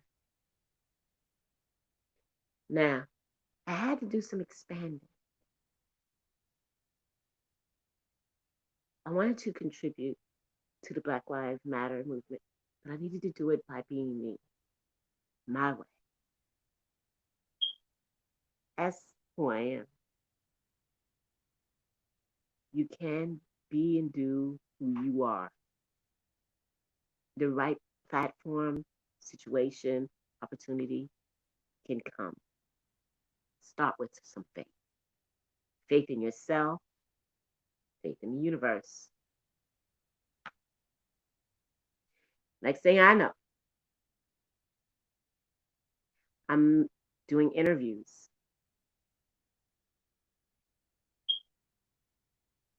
This all began the 9th, I believe, of last month when all this started. Next thing I know, the very next thing I know, I have an intro, badass music, badass producer for podcasts working on me, kick-ass interviews. One of them is about a story, my very first one, which it was wasn't published correctly in the paper. Yeah, man. Enchanting Asheville. Thank you. It said that I did the interview for Beloved as my first podcast. it was my first interview. And the sound, we've got to work on that. So I'm trying to convince beloved Asheville for me to interview them again. Anywho, I did an interview based on, from my very first podcast transmission, it was based on an incident that happened at Hazel 20. I saw it all happening live on Facebook. The complaint, the declaration to make amends. And I hollered at these two sisters and asked would they be willing to be on my podcast. The podcast is featuring all people of color and those who love them. So my very first podcast was about a Caucasian sister and a Black sister. One is a business owner, one was a customer. It's worth listening to. You don't always have to know how it's going to happen, but you have to declare that it will happen. And you have to keep your eyes and ears open for the opportunity to pursue exactly what you say you want. Now, I've got to interview other very wonderful beings. Michael Hayes of Umoja.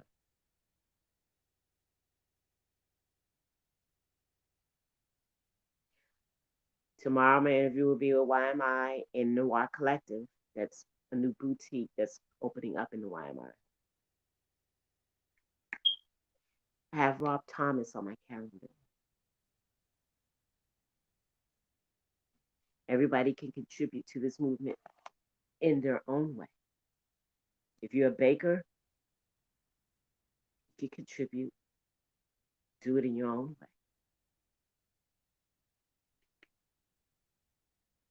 The next thing I know, an interview was set up for me for the Mountain Express. Again, remind you now, we just started this maybe the 9th of last month.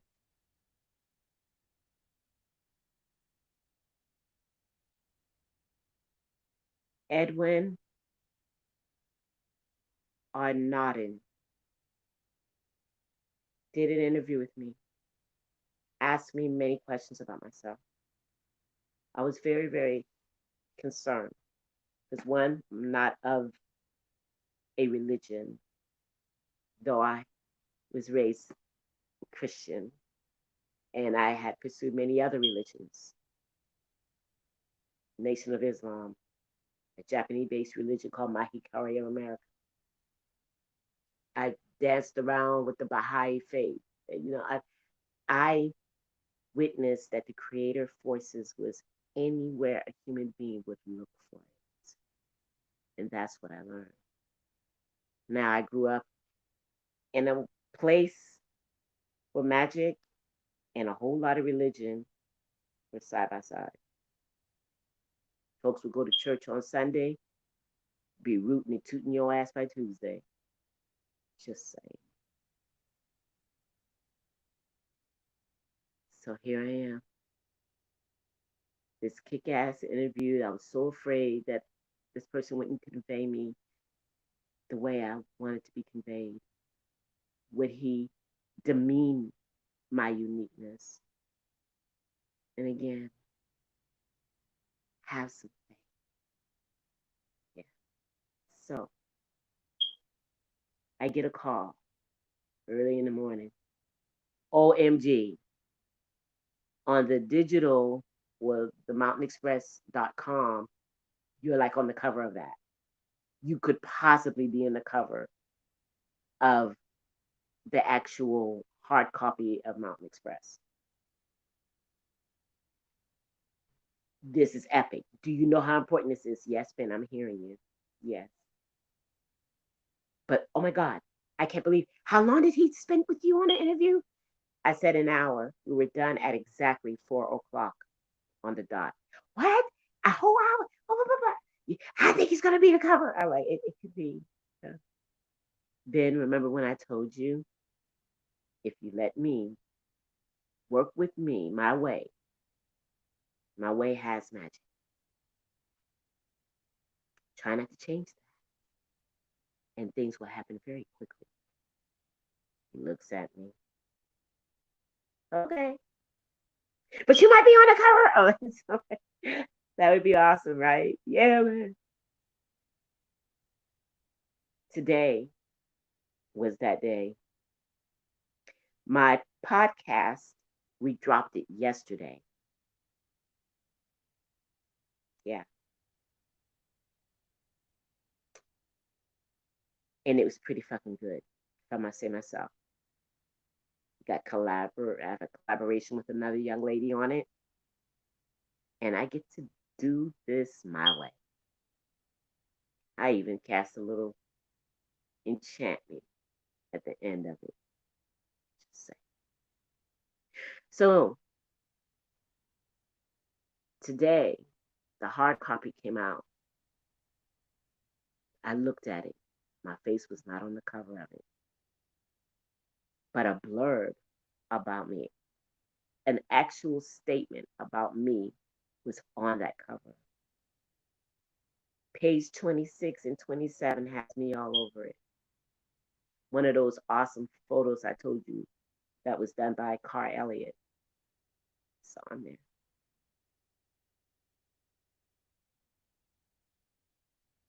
Faith is definitely not just for a Christian. Let me make that fucking clear. It's for you as a being. It's your birthright. It's a spark of creativity, manifestation. Believe in you. The only way to believe in you is to know who you are, what you are about. And then watch the alignment happen. We're all magical beings. Trust that. That likeness of God, that's your spirit. Speak what you want using this drum. Activate, move, and shift this fantastic thing we call the matrix. I ain't telling all my secrets. Some other things are happening too. Some other things have happened. An initiation took place. Things are very secretive. Something about connecting to a very old African being.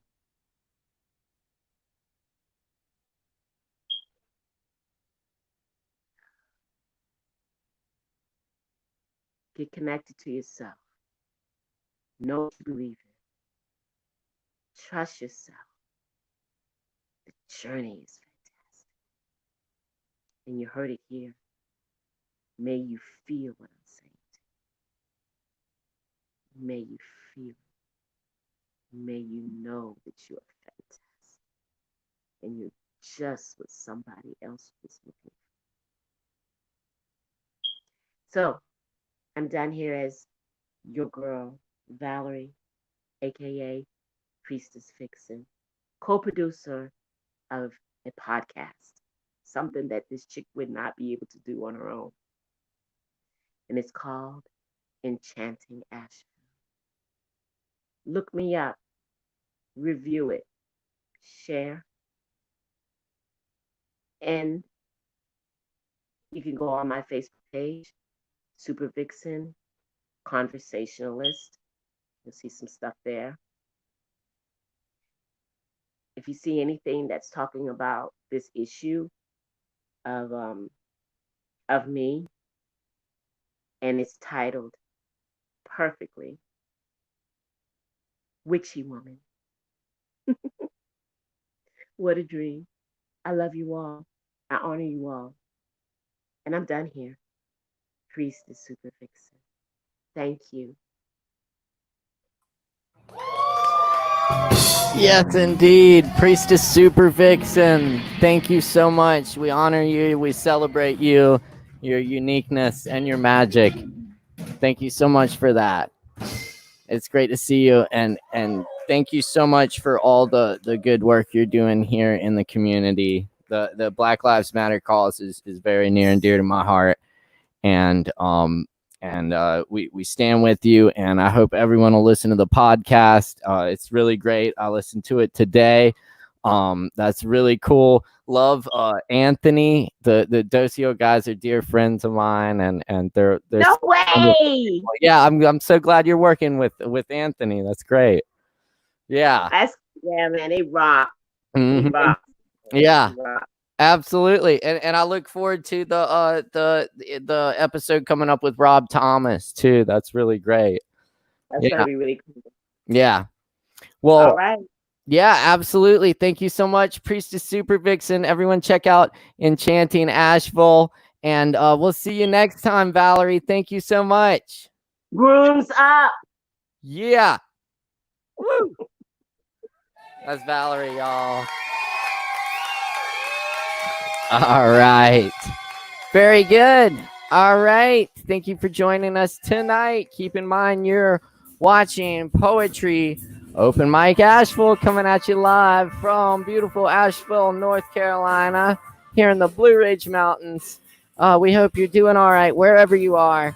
We're just bringing a little love into your homes or wherever you may be via the Lovestream here for Poetry Open Mic Asheville. We got a couple more performers coming up next. We got Dane, and then we got Emilio flying in a little bit. So y'all stay tuned. Fantastic performances all night right here on the Poetry Open Mic. Please support us however you can. We do appreciate likes, comments, shares, and any other support. Many thanks to Sovereign Cava for their support. And yes, indeed. All right. We're going to keep it rolling here. Let's see if we can get Dane on. All right, Dane. Give it up for Dane. Hey. Yeah, I'm here. I'm here. Hey, Dane. Hey. Hey, Good you to let your see hair you down? again. You let your hair down? Yeah. Yeah. Oh, yeah. It's getting that time. Down. What's in the water there, man? Because I read something about, what was it, a unanimous decision by the city council for reparations? Yes, Asheville City Council just passed resolution to recommend ways to invest in our Black community here and better fund Black businesses and housing projects, things that have been typically left out in here in Asheville, and our Black population has severely declined over the years, but we're excited about it here. I think most of us are, and hopefully they can follow through with some actual investment in the Black community with it. But yeah, some of our city council members pushed that forward, and yeah, that's great. That's great. Yeah, listen, I'm very glad to be part of the community here, and so thank you. Absolutely, glad to have you. And Dane's joining us from San Francisco. How are things in the city tonight? I don't know. I'm sheltering in place and things and exactly. So you wouldn't even know. Yeah. Well, good for you. Glad you're staying safe, and I'm glad you're joining us tonight. You got some poems for us? Yes, I do.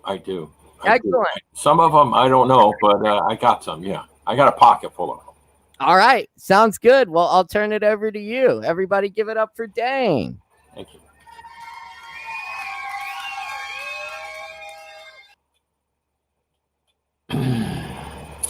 I don't think I can read this at the Wednesday night Belmont Ocean Shore social Zoom. I fuck despair. Rough, hard, long, fast, and despair's hairy, dark, smelly ass. One of the best fucks ever. The laughing kind. Laughing so hard you think you both may not stop coming ever. And laughing, you come again. cry out in ecstasy, calling out your favorite deity. We collapse, idiots grinning, coffee-stained yellow teeth. I smoked the last Camel in the pack and again got hard. Rock hard cock standing straight up like a telephone pole, just a pulsing under hot Arizona summer sun. Come here, baby, get some of this. Despair is my bitch. Peaches. A breeze makes you come if you were a flower, corn, tree. Think of flower orgasms when pollen sticks to stigma. Juicy peaches grow from blossoms. Unemployed, hangman's lament. I'm sorry. I hope I may be forgiven. It's just that in my white, privileged, Eurocentrically propagandized, teeny tiny, sexist male pea brain, I could not bring myself to type job-challenged hang person's lament. The executions would continue, but we ran out of rope. God damn it, pandemic. If at first you don't succeed, try giving up. If that doesn't work out, fuck it. If you want to pick a fight you're sure to lose, pick one with gravity. That'll fix your wagon. Remember, it takes 3 people to fuck shit up. You must ask 4 times to get what you really want. The more impatient you are, the longer this will take. Be careful if you get what you dream for. Bottle blondes do not make good presidents. Eventually, everyone steps in dog poo. That's nonsense. That's just a far-left radical Democrat hoax cooked up to make me look bad. There is no dog poo. Months later, still no rope. Helena, your photo is a Bukowski poem. Your pictures are poems of you, unruly birthday hair, smile. You at the start of a romance movie, ready to ascend old wooden stairs, proud of backyard homemade deep dish, kayakers in the background bay of glamour sunglass view, roadside rocket gear woman, queen surrounded by fur baby love, sunny window smile, sunlight park bench, you have treats in the bag, fountains bubble, I hear them, you fill the flame with interest against pink sunset clouds, red wine ocean in a stemmed glass, the seashore worships before you. You are the beauty, you are the brunette, watching whales in Mexico. This picture of poems asked me to ask you to get to know you. Diagrams of the parts of a flower. Coffee pot boiling, marrow deep into my heart, me you love deeply touch. Calmly cooling down, writing, hoping, happiness. We laugh when I say, it seems like you are the man and I am the woman. My imagination burns that you've heard this before. Let me be Yoko. To hear John Lennon dancing, heart installation art. Pulsing, yes, under moonlight, sitar singing mountains flat. We fell into this, artist, model, role chosen. Who tells us apart? I will repay the kindness over many years with art. Learning to speak cat, failing at speaking woman. Never do cats talk back till one considers a scratch, sonnets purring upon lap.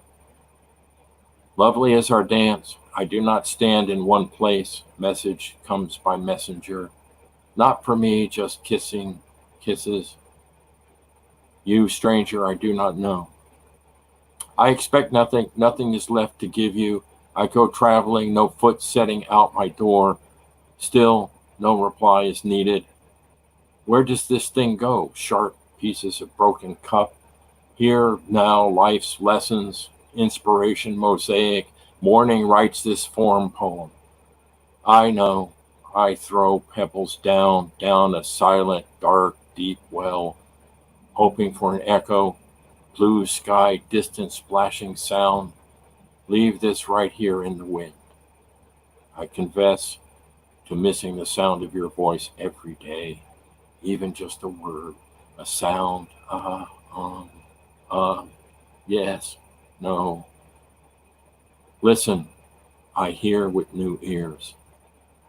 Your daily Tonka, pack them in your travel bag as winter coats melts,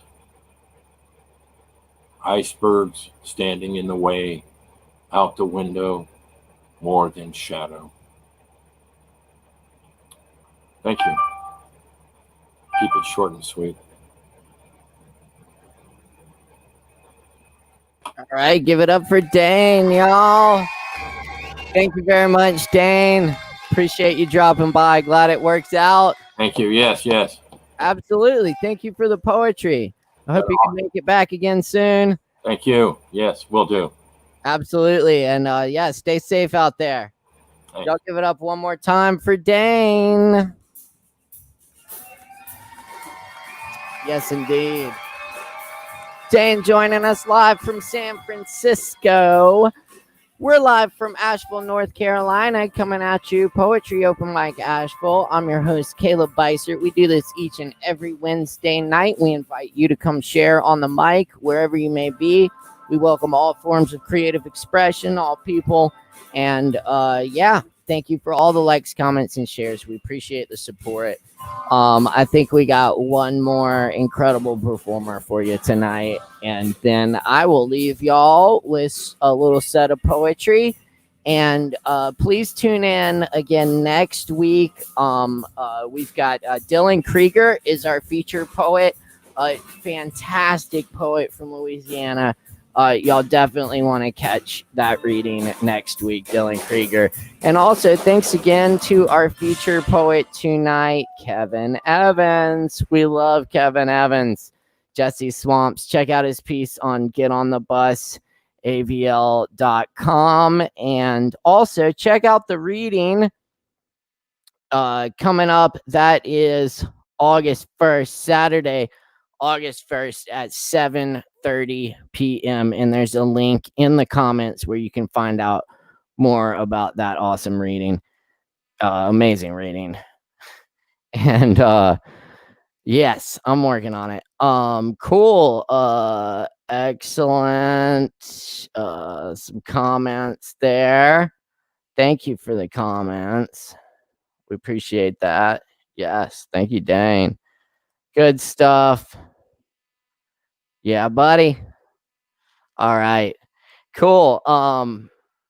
Yes. As I was saying, thanks for joining us. Check us out here each and every Wednesday night. We're going to go ahead and go to our next performer tonight. It's always good to see Emilio Maldonado in the house with us. We had some good times here in Asheville doing the poetry cabaret together. And we had some great times up in Seattle too, screaming some poetry on the streets. Let's see if we can get Emilio on here. Y'all know the drill. Go ahead and make a whole bunch of noise for Mr. Emilio Maldonado joining us from Humboldt Park in Chicago. What's up, Emilio? Yo. What's up? How's it going? Good, man. I'm all right. How you doing tonight? You see, I got a shave. Wow, man. Looking good. Super clean. I was 19. 19. Nice. Yeah. Nice. Very handsome. Yes, indeed. So, what's going on, man? The Orange Man says he's sending troops or feds into Chicago. Yeah, man. It's a big ass city, though. So it's sort of like. Yeah, right. Well, I mean, it wouldn't be the first time we lost something. Mm-hmm. But no.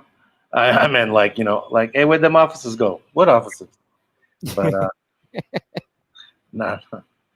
But right.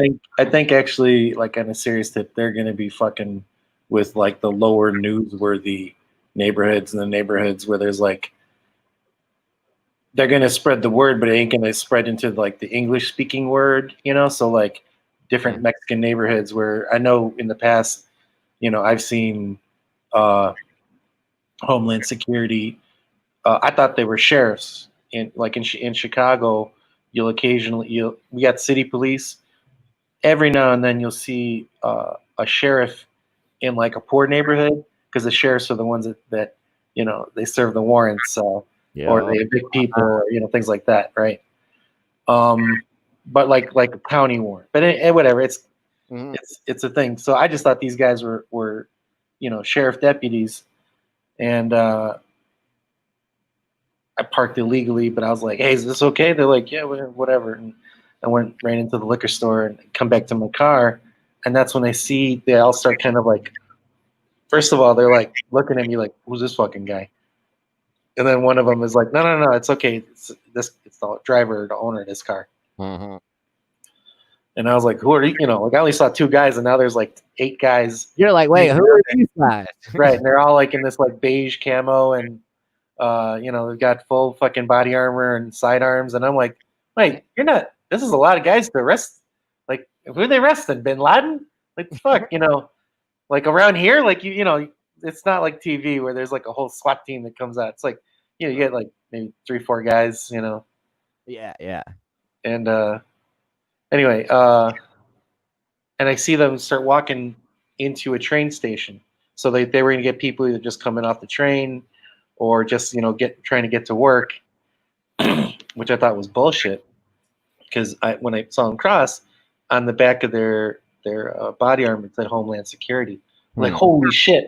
So I ran down to this gallery, and we spread the word. But it was like within our own community. You know what I mean?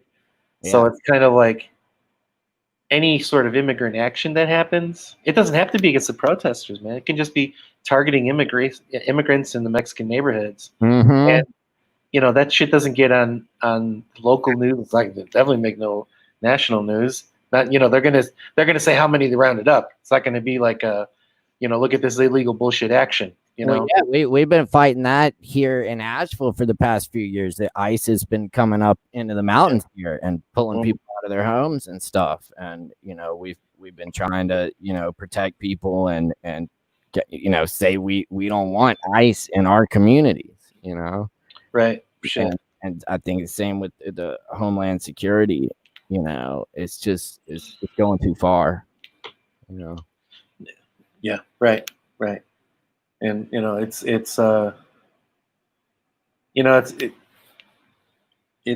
spooky shit, man. It's fucked up, because it's sort of like, because the other thing is Trump really has it in for Chicago, because like out of the whole the whole campaign, we were the only place that he wasn't allowed to get up on the mic.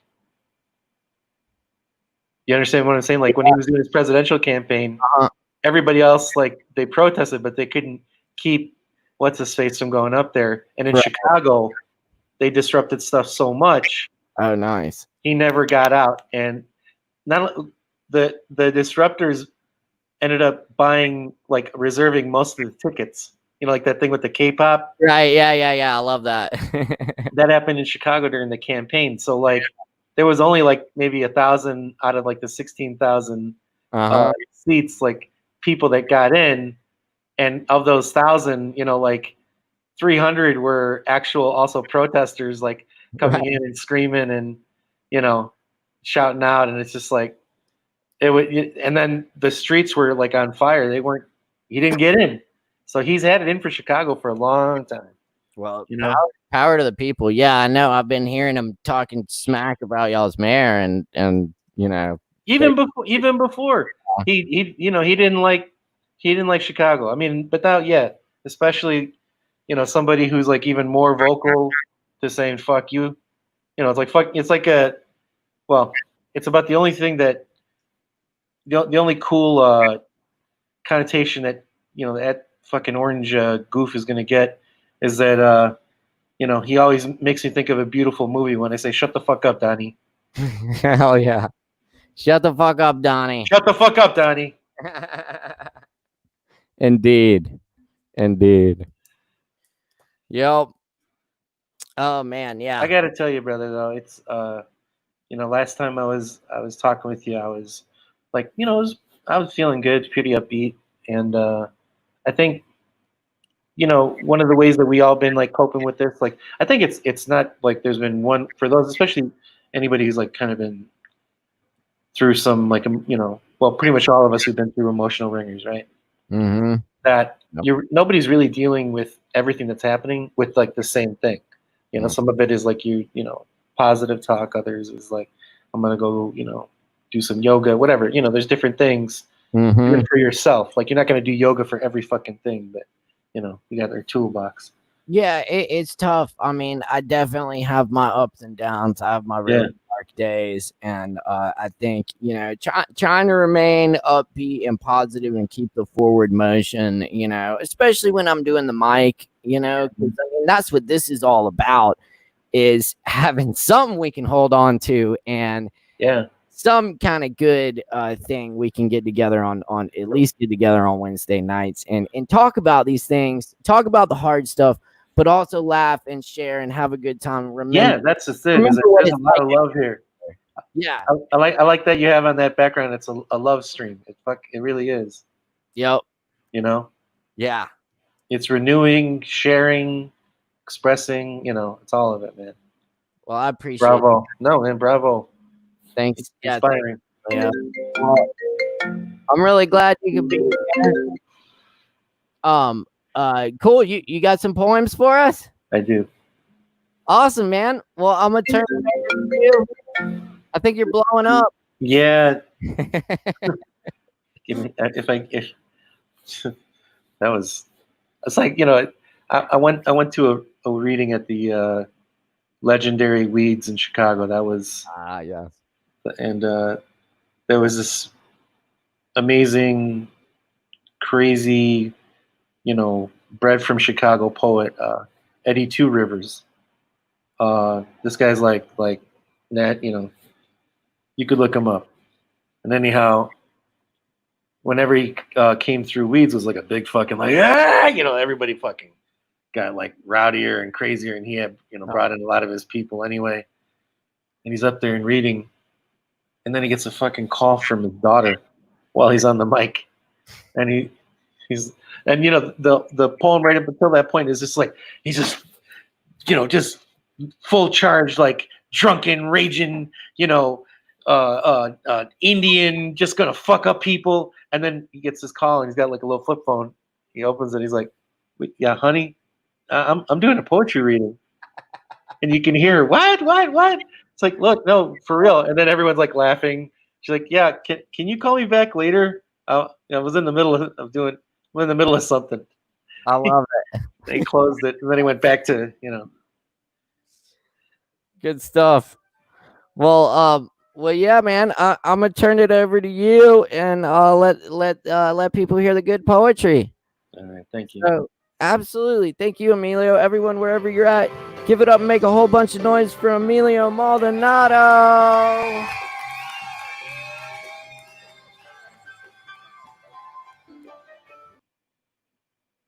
Big ups to all of y'all for all of this that you're doing. Morgan, I know you put in a lot of work on doing this thing.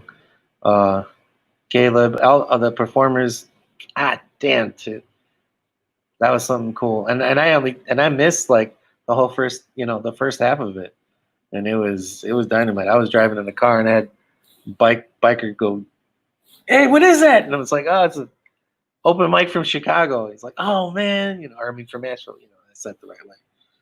But yeah, so just lots of love. I found like this stack of stuff, and I figured it'd be maybe a little bit more interesting to show while I'm reading than just my same old.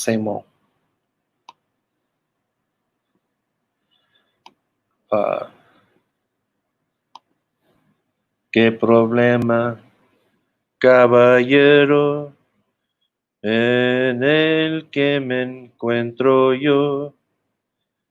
Decía Ramón Puntilla cuando su mamá llamó. Tengo un pollo sabrosito con el que quiero casarme, pero acaban de informarme que no me puedo casar porque es novia de mi amigo y eso sí da que pensar. I'm walking some rue in 1920s Paris. It's raining. I'm going to the cafes, salons, red light this, won't want that. Trying to forget almost nothing. If I had tears, they'd work my cheeks. I get another galois, smoke like Popocatepetle, and a dream runs free. Solo oigo las canciones tristes. Necesito otra distracción. Odio a todos los que aman y que felices están, porque yo no puedo tener un amorcito que me comprenda, que me diga papi y que me quiera bien. Dios mío, ayúdame. Quiero olvidar. Ayúdame. Ayúdame. Ayúdame a olvidarla, te lo pido. Ayúdame.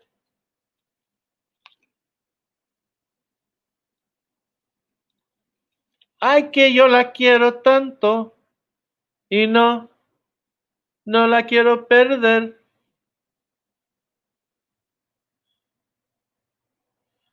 Rusty mattress, broken nails, Babylon, oh Babylon all around me.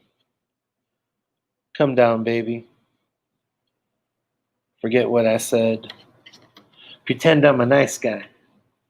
Take a moment and fill that rag with some water. Put it upon my lips. We know what went down. Come back, baby.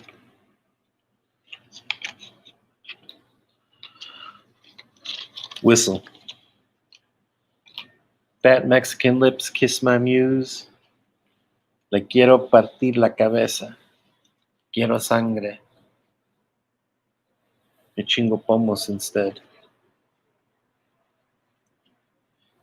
18th and Troop was my cup of coffee.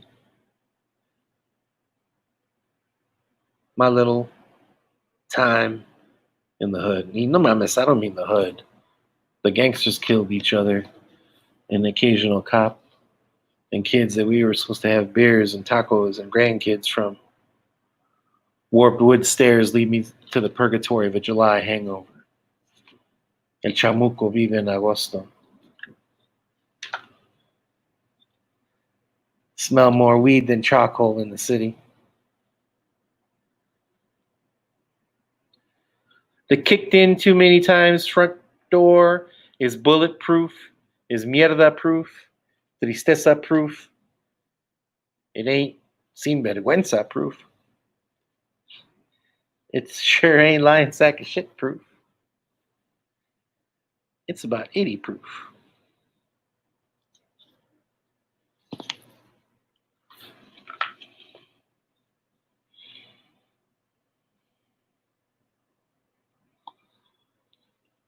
Para la muerte.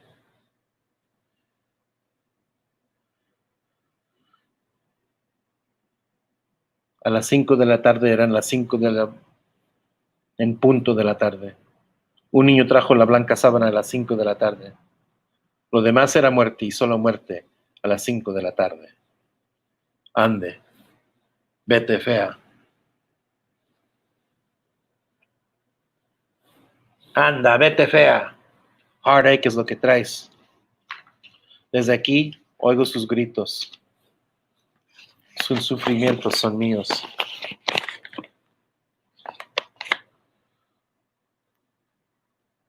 Toda la arena. Ashes, child. Ashes.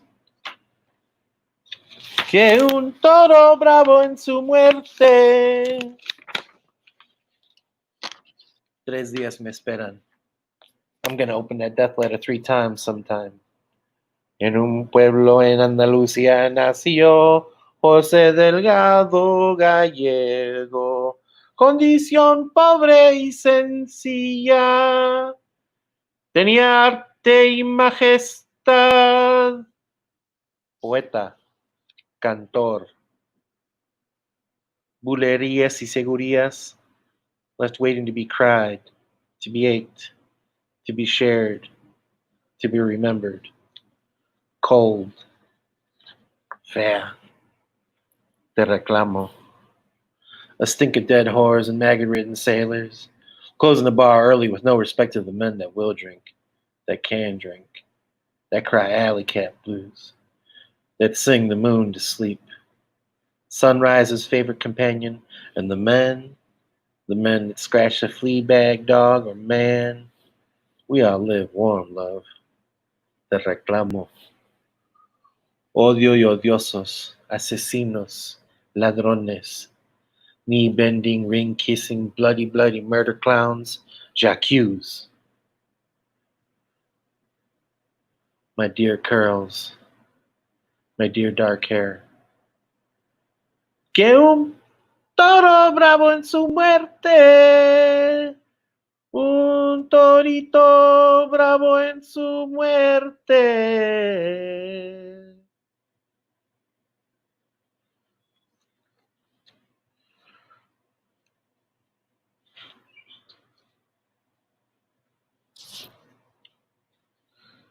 I've broken mine own heart. Chicago holds no warmth, and the hell with it. Bastards have been rejected for millennia. Gates found shut. It's my turn. This city of window grates is turning into cinder block condos. My first betrayal to God, the first vanity is not enough. We tear down brick and timber, built for homes in favor of property. We used to be in this together and live to hate, love to hate each other. That time's over. Now it's fighting for scraps again. Where's family? My village, my loves? Punching my way out of the corner is all I know. Seethe is my tea. Like a fool, I hope. I yearn for distant shores, for reddened cheeks rubbed raw, for a soaked bed. As much as I've failed myself, I pray my journey keeps you till the end, even if it becomes vinegar. Touch is ephemeral. Clouds hold miracles even when they match the color of my soul. A gray day still holds promise. Tension, the strength running down her back, in your thighs, deep inside your pussy.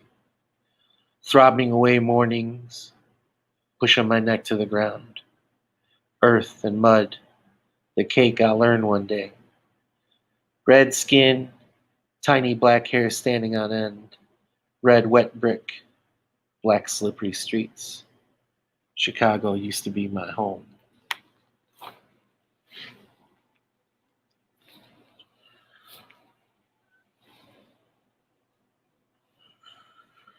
How's that? You want one more? Or you good with that? What you think?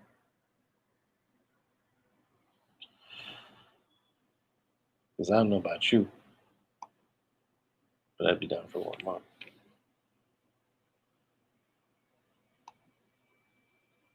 You can do one more. All right. Instead of, I wish I could give you more, take all that you need.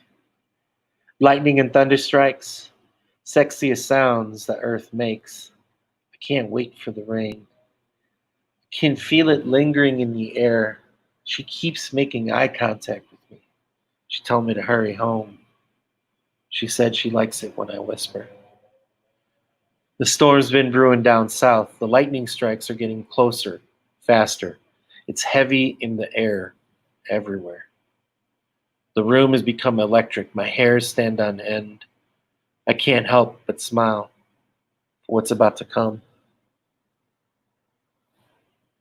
The fire begins. Dreams, blurs, eyesight blurs of heat.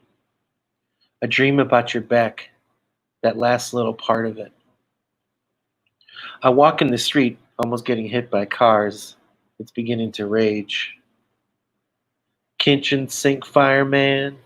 Faucets are inadequate. My hands are burnt. They stink from the kisses you saved for another. I want to kill you.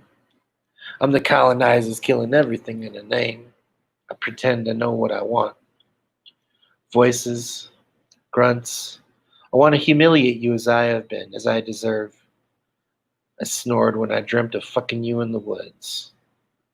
I watch your hands when I'm at the barber. I imagine your hands where his are. The summer, the Bronx, and Panama City. I'm drowsy waiting for your hands, burning bush of nettles in disgust, impatience. Flames are in Buenos Aires, coming in wool pants. Candy, cotton candy thighs. Las llamas bailan y pintan la tierra cósmica. Your ass is so far away. Bedposts remain shiny and polished. I hate them. I dream of them. You. Smoke and ash. The floor and ceiling are a mess that I'm supposed to clean. It's gone. It's all I've got left of proof that there was a fire once. Salud, salud, salud, salud, salud, salud.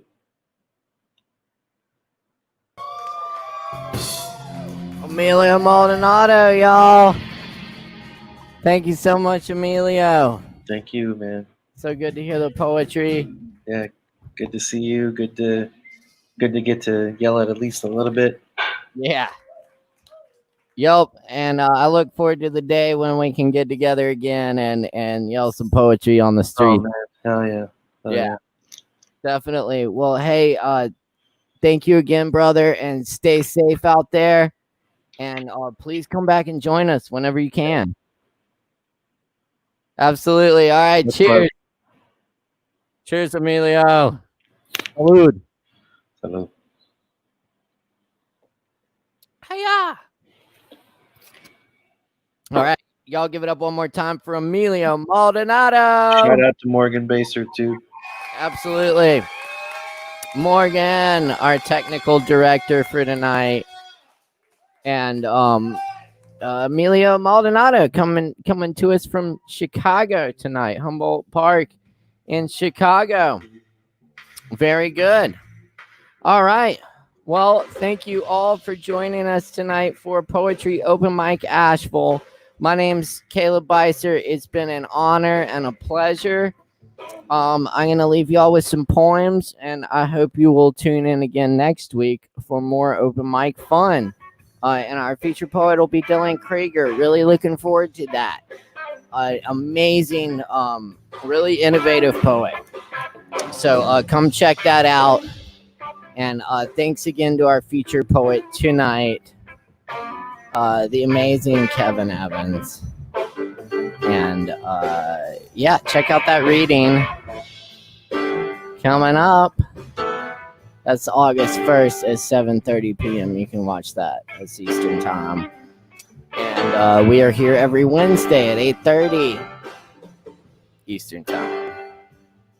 All right, let's see what we got here.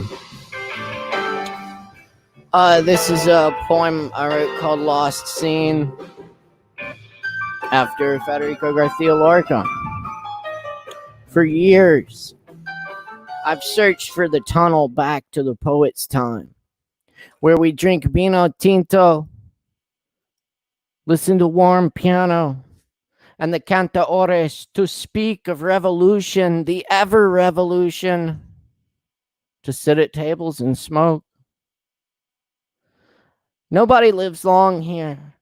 Friends share their poems, quick laughter, camaraderie tight, but gone just like that. Each friend alone is death.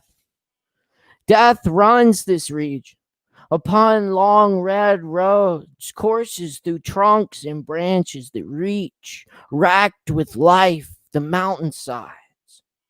Even in winter, the trees are alive. Even in Andalusia, the killing ground, there is green. Even after leaves have wept to the earth, even in stormy midnight where a man is without lanterns, lost, the only sound the culverin fire. Oh, death, take me there. For one drop of that vintage, one word from the living poet, that wine is gone, the cigar musk faded, the lamp wicks blackened. The visionaries have gone insane or been murdered. Bodies drying in the long red roads, scorched in soil, etched in clay, lingering.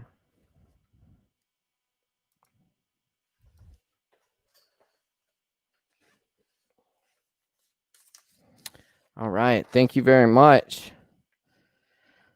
I think I'll do a poem by Federico Garcia Lorca now. My translation, this is Guzzle of Dark Death. I want to sleep the sleep of apples, allaying myself from the tumult of cemeteries. I want to sleep the sleep of that child who wanted to cut out his heart on the high seas. I don't want to hear again that the dead don't lose their blood, that the rotted mouth keeps asking for water. I don't want to find out about the martyrdoms of the grass or about the snake-mouthed moon that works before the dawn. I want to sleep for a while, a minute, a century. But everyone must know that I am not dead. That there is a stable of gold in my lips, that I am the west wind's little friend, that I am the immense shadow of my tears. Cover me at dawn with a veil, for dawn will throw fistfuls of ants and drench my shoes with the solid water so they slide on the pincers of scorpions. Because I want to sleep the sleep of apples, to learn a lament that will cleanse me of earth. Because I want to live with that dark child who wanted to cut out his heart on the high seas. The powerful words of the great Federico Garcia Lorca.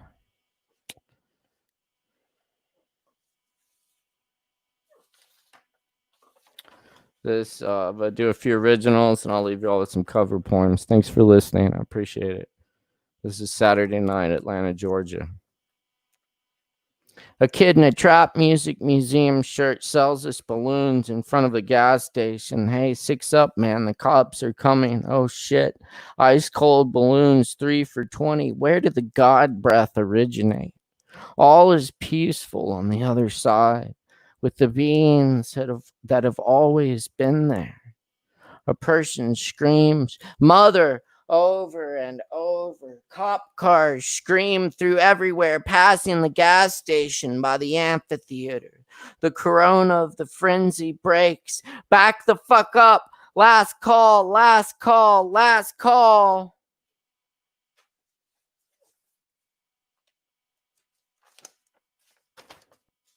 repetitive stone samsaric amulet. Sandstone slabs, fallen, ravine, blue shades, every dwelling, furnaces, blue melting, teapot, revel, steered clear, sober, ended up, the general is dead, give up. Joker cards on every surface of the slum home, spray paint, rotting fingers, tobacco, stovepipe, lake government size, check door locked and whiskey cup slammed, processed pigs for breakfast, never gave up on hummingbird, beating wings, hurricane, plasma pumps, insane fabric of cosmic web revealed. That speck of dust contained us and everyone we've known and loved, towers from unarrangement, unknown baby's breath, and dark carnation, simple recitation of lines, pushing the land shark across the last lawns of the suburbs. The early sunlight destroys souls who collapse weeping. We live at the edge of joy and sorrow, a constant battleground of lost dogs and hawks radiating above one last time. Let the coffee be somewhat warm at least. Let the joy come hard when it comes, and the sorrow be bristles in the night that pass with the nights, and all our troubles be reconciled in the deep whale songs of the oceans, the ancient speech of turtles. Let us see the beauty of tree trunks. Let us work in the valley of broken light bulbs. Let us fail until we fail enough to get it right. Let us be the tree trunk standing on the shoulders of giants, growing everywhere. Let that be what we set out to. Let rains come, let stars fall, let dirt cover, and let grow, let grow, let go, let grow.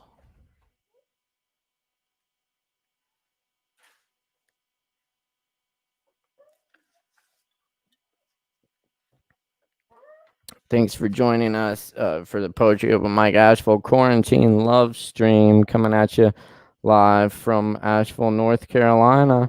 We really appreciate y'all being with us tonight. I just got a few more poems for you. This one's called Atomic Color Cinemascope after Bob Kaufman. We were in Libya, staying in a house on stilts. I didn't understand my father. 2 dogs had to be let out. We hid from the bombings. The last one caused a wave that broke a sewer pipe. That made us sick. We had to make sure the doors were locked. She asked the bartender if she wanted to make out in a few minutes. The bartender didn't hear her. I let the dogs walk in the back bushes. We were always waiting while doing things, necessary things, to kill the time. Until we wanted it slow, slow.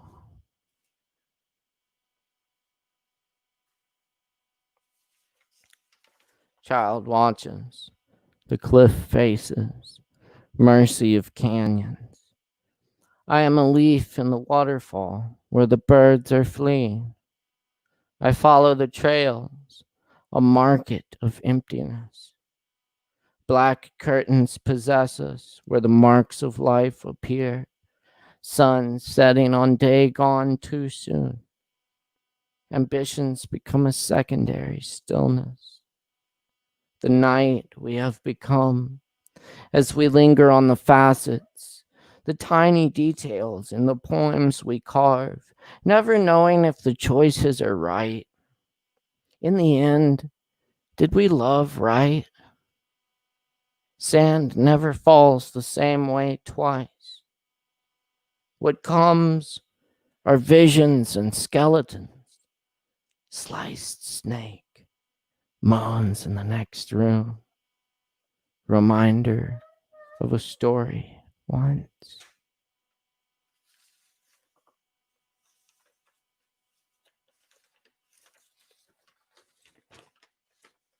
Ode to rats. Oh, so many animals have gone extinct at the hands of humans, but not you, oh clever pest. You fair weather friend, we study you. and you study us. We're never far from each other, sleeping or awake, the rich or especially the poor. Might you outlive us and carry on our memory, your lost mammal brethren. Yet we kill you and trade forest for trash heap, only to kill ourselves, as if waking from your dream.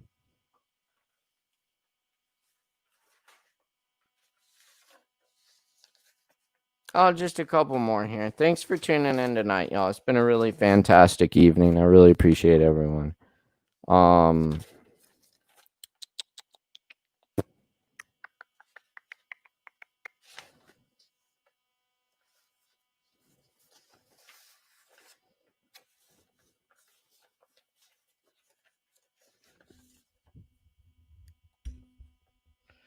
Song of the Dirt Salesman. Thank you. Shout out to our technical director, Morgan Beiser.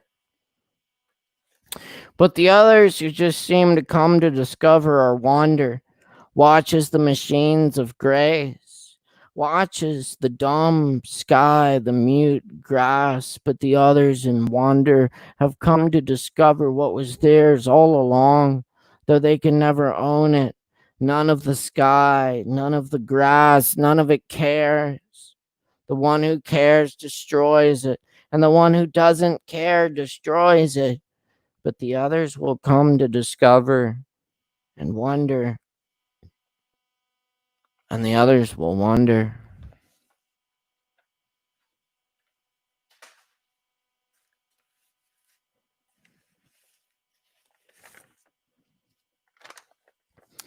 Variations on cruelty. Red chains all over the roads. Red chains, burial, sunken road. Red chains, covered and loaded, torn pieces of canyon dream. Red roads, called in, cover me, go down.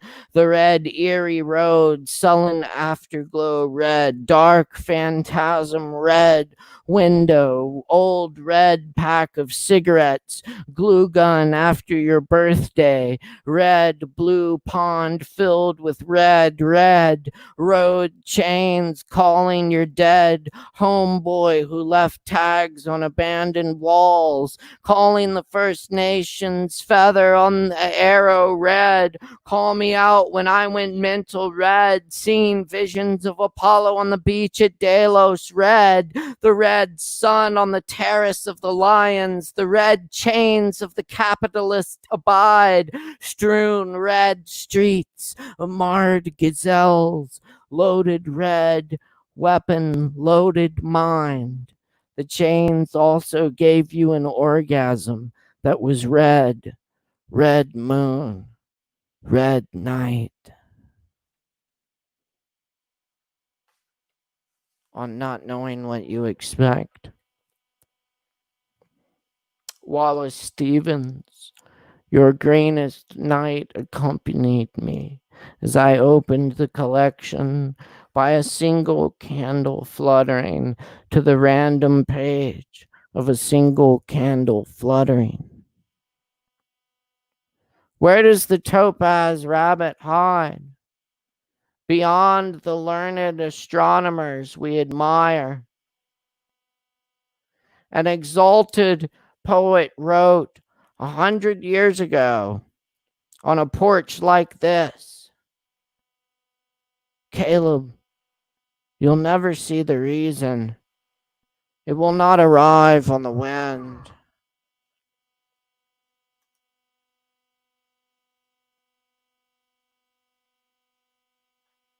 All right. I'm gonna leave y'all with some cover poems here. Thanks so much for listening. This one is by Bob Kaufman again. Good old Bob Kaufman. Believe in this, young apple seeds, in blue skies, radiating young breasts, not in blue suited insects infesting society's garments. Believe in the swinging sounds of jazz, tearing the night into intricate shreds, putting it back together again in cool, logical patterns. Not in the sick controllers who created only the bomb. Let the voices of dead poets ring louder in your ears than the screechings, mouthed and mildewed editorials. Listen to the music of the centuries, rising above the mushroom time.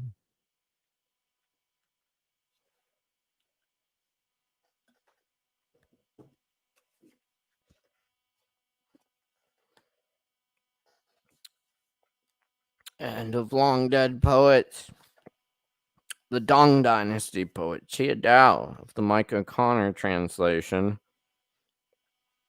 Let's see what we have here. And these are poems that are good for your health. Seeking but not finding the recluse. Under pines, I ask the boy. He says, my master's gone to gather herbs. I only know he's on this mountain, but the clouds are too deep to know where.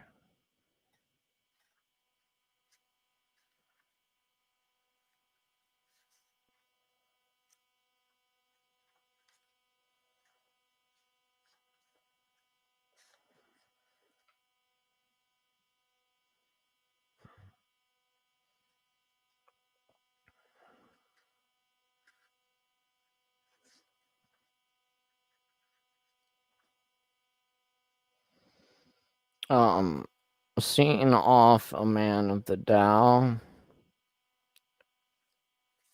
When I find you again, it will be in mountains. This morning, I lose you once more to farewell. Free of attachment in heart and mind. Is it why you can go 10,000 li alone to places with such little human warmth, where when you meet someone, they speak an ancient tongue? Traveling without disciples, you have only a white dog for company.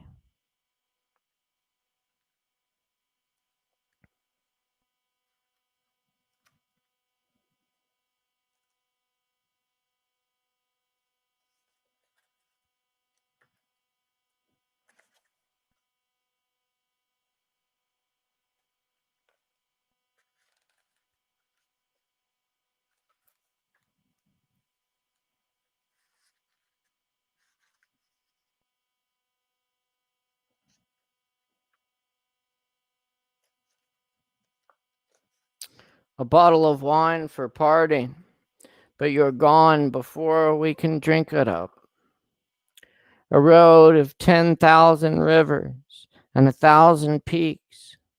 A lone boat voyaging how many months? On a broad river plain, the colors of autumn bring calm. In reeds, the evening wind sings. Far away, a traveler who will never return.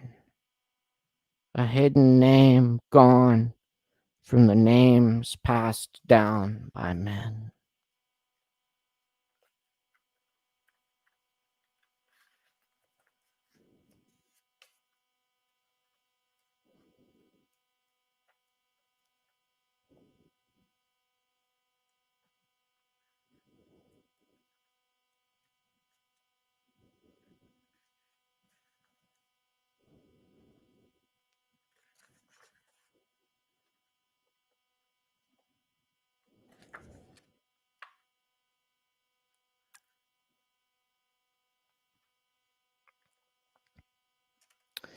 In the middle of the night, I suddenly rise, draw water from the deep well. White dew covers the woods. Morning stars dot the clear sky.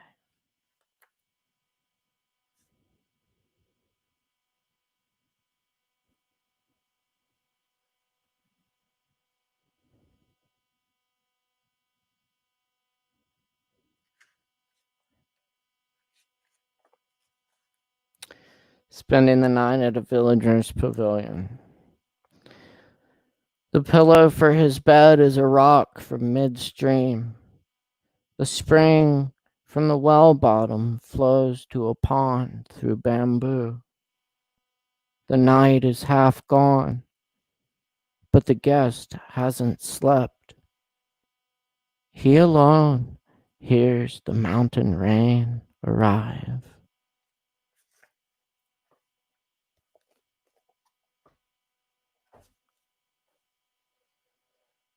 And I'll leave y'all with some Rumi of the Barks translation. Thank you for listening tonight.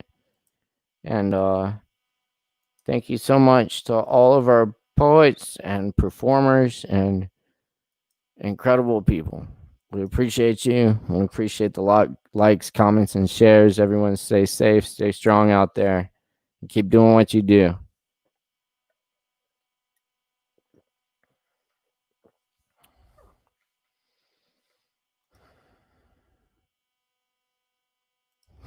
Yeah. Thanks, y'all. Miss y'all. Really appreciate it. Glad we can still get together in the virtual realms, at least. We'll keep doing this as long as we can. And keep joining us here every Wednesday night. Really appreciate y'all.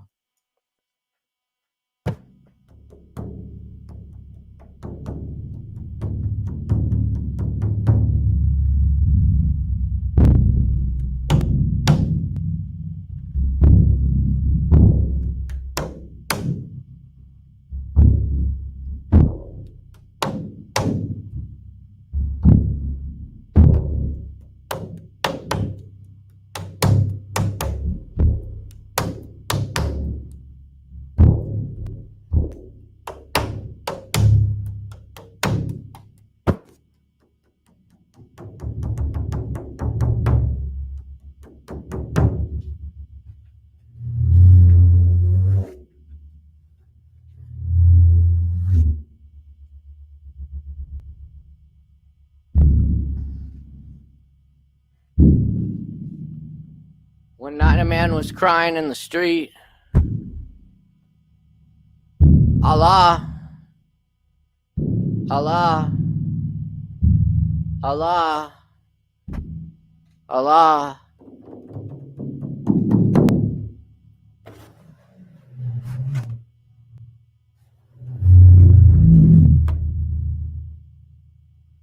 His lips grew sweet with the praising, until a cynic said, I've heard you calling out, but have you ever gotten any response? The man had no answer to this. He quit praising and fell into a confused sleep.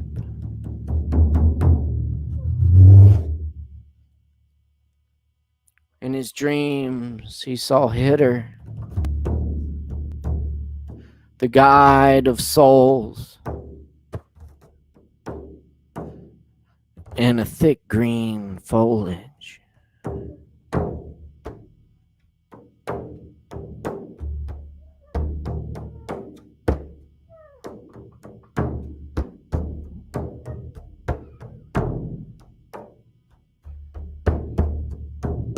Why did you stop praising?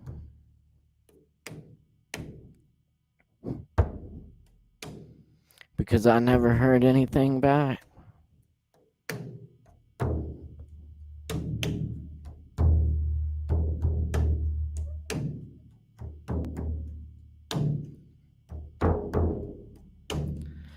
This longing you express is the return message.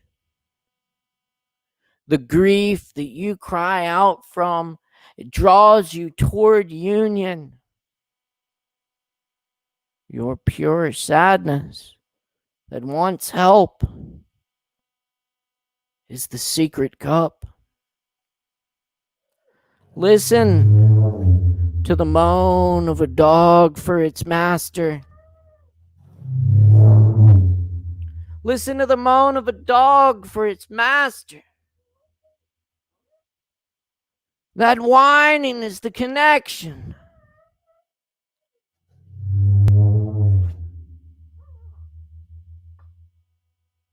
There are love dogs no one knows the names of. Give your life to be one of them.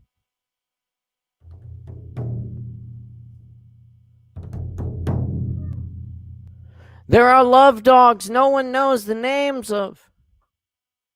Give your life to be one of them.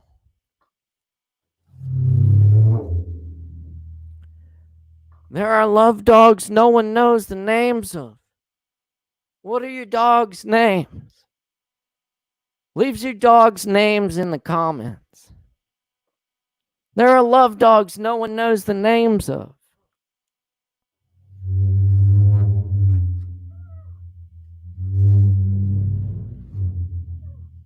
There are love dogs no one knows the names of.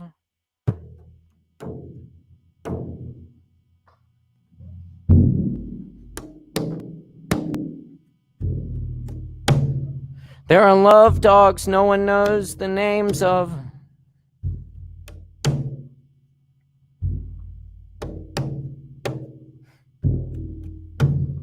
There are love dogs no one will ever know the names of.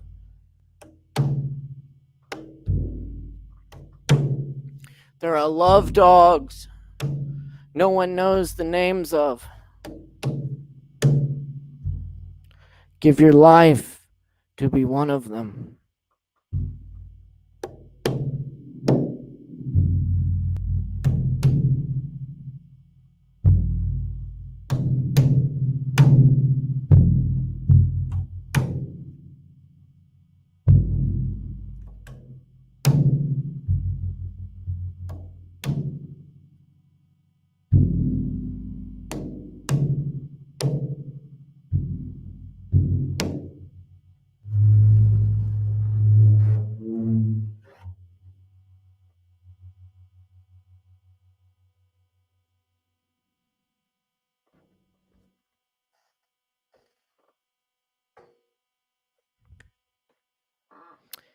Thanks for joining us tonight for Poetry Open Mic Asheville.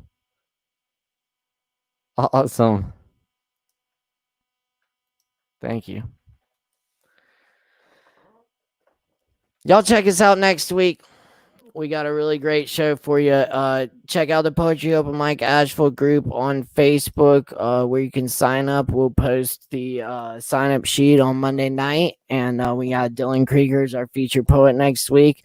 Kevin Evans was our featured poet this week. Many thanks to Kevin. Check out all the good work he's doing. Y'all keep doing all the good work you're doing.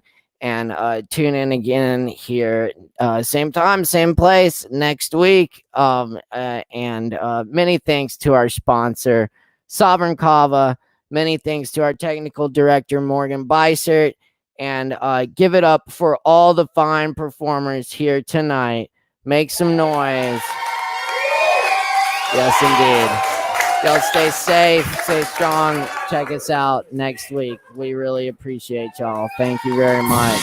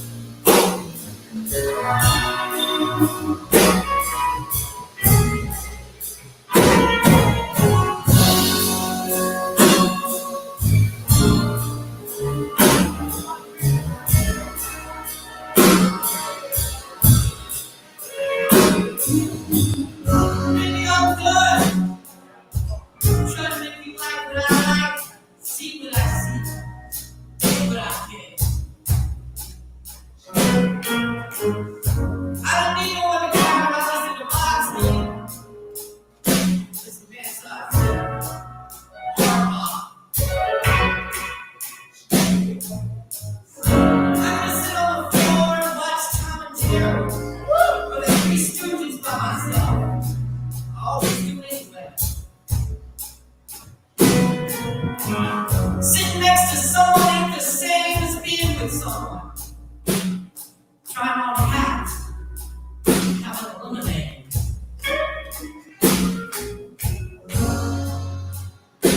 It's expressly dull times, my darling. Your friends like to be more than you, I suspect.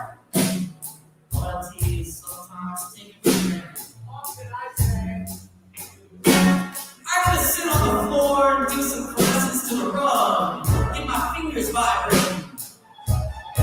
Light them up the brandy in a jacket pocket. You find strangers' lips ready and warm. I promise the phrase "you should" has been 86 forever. Ice cream's on me next time.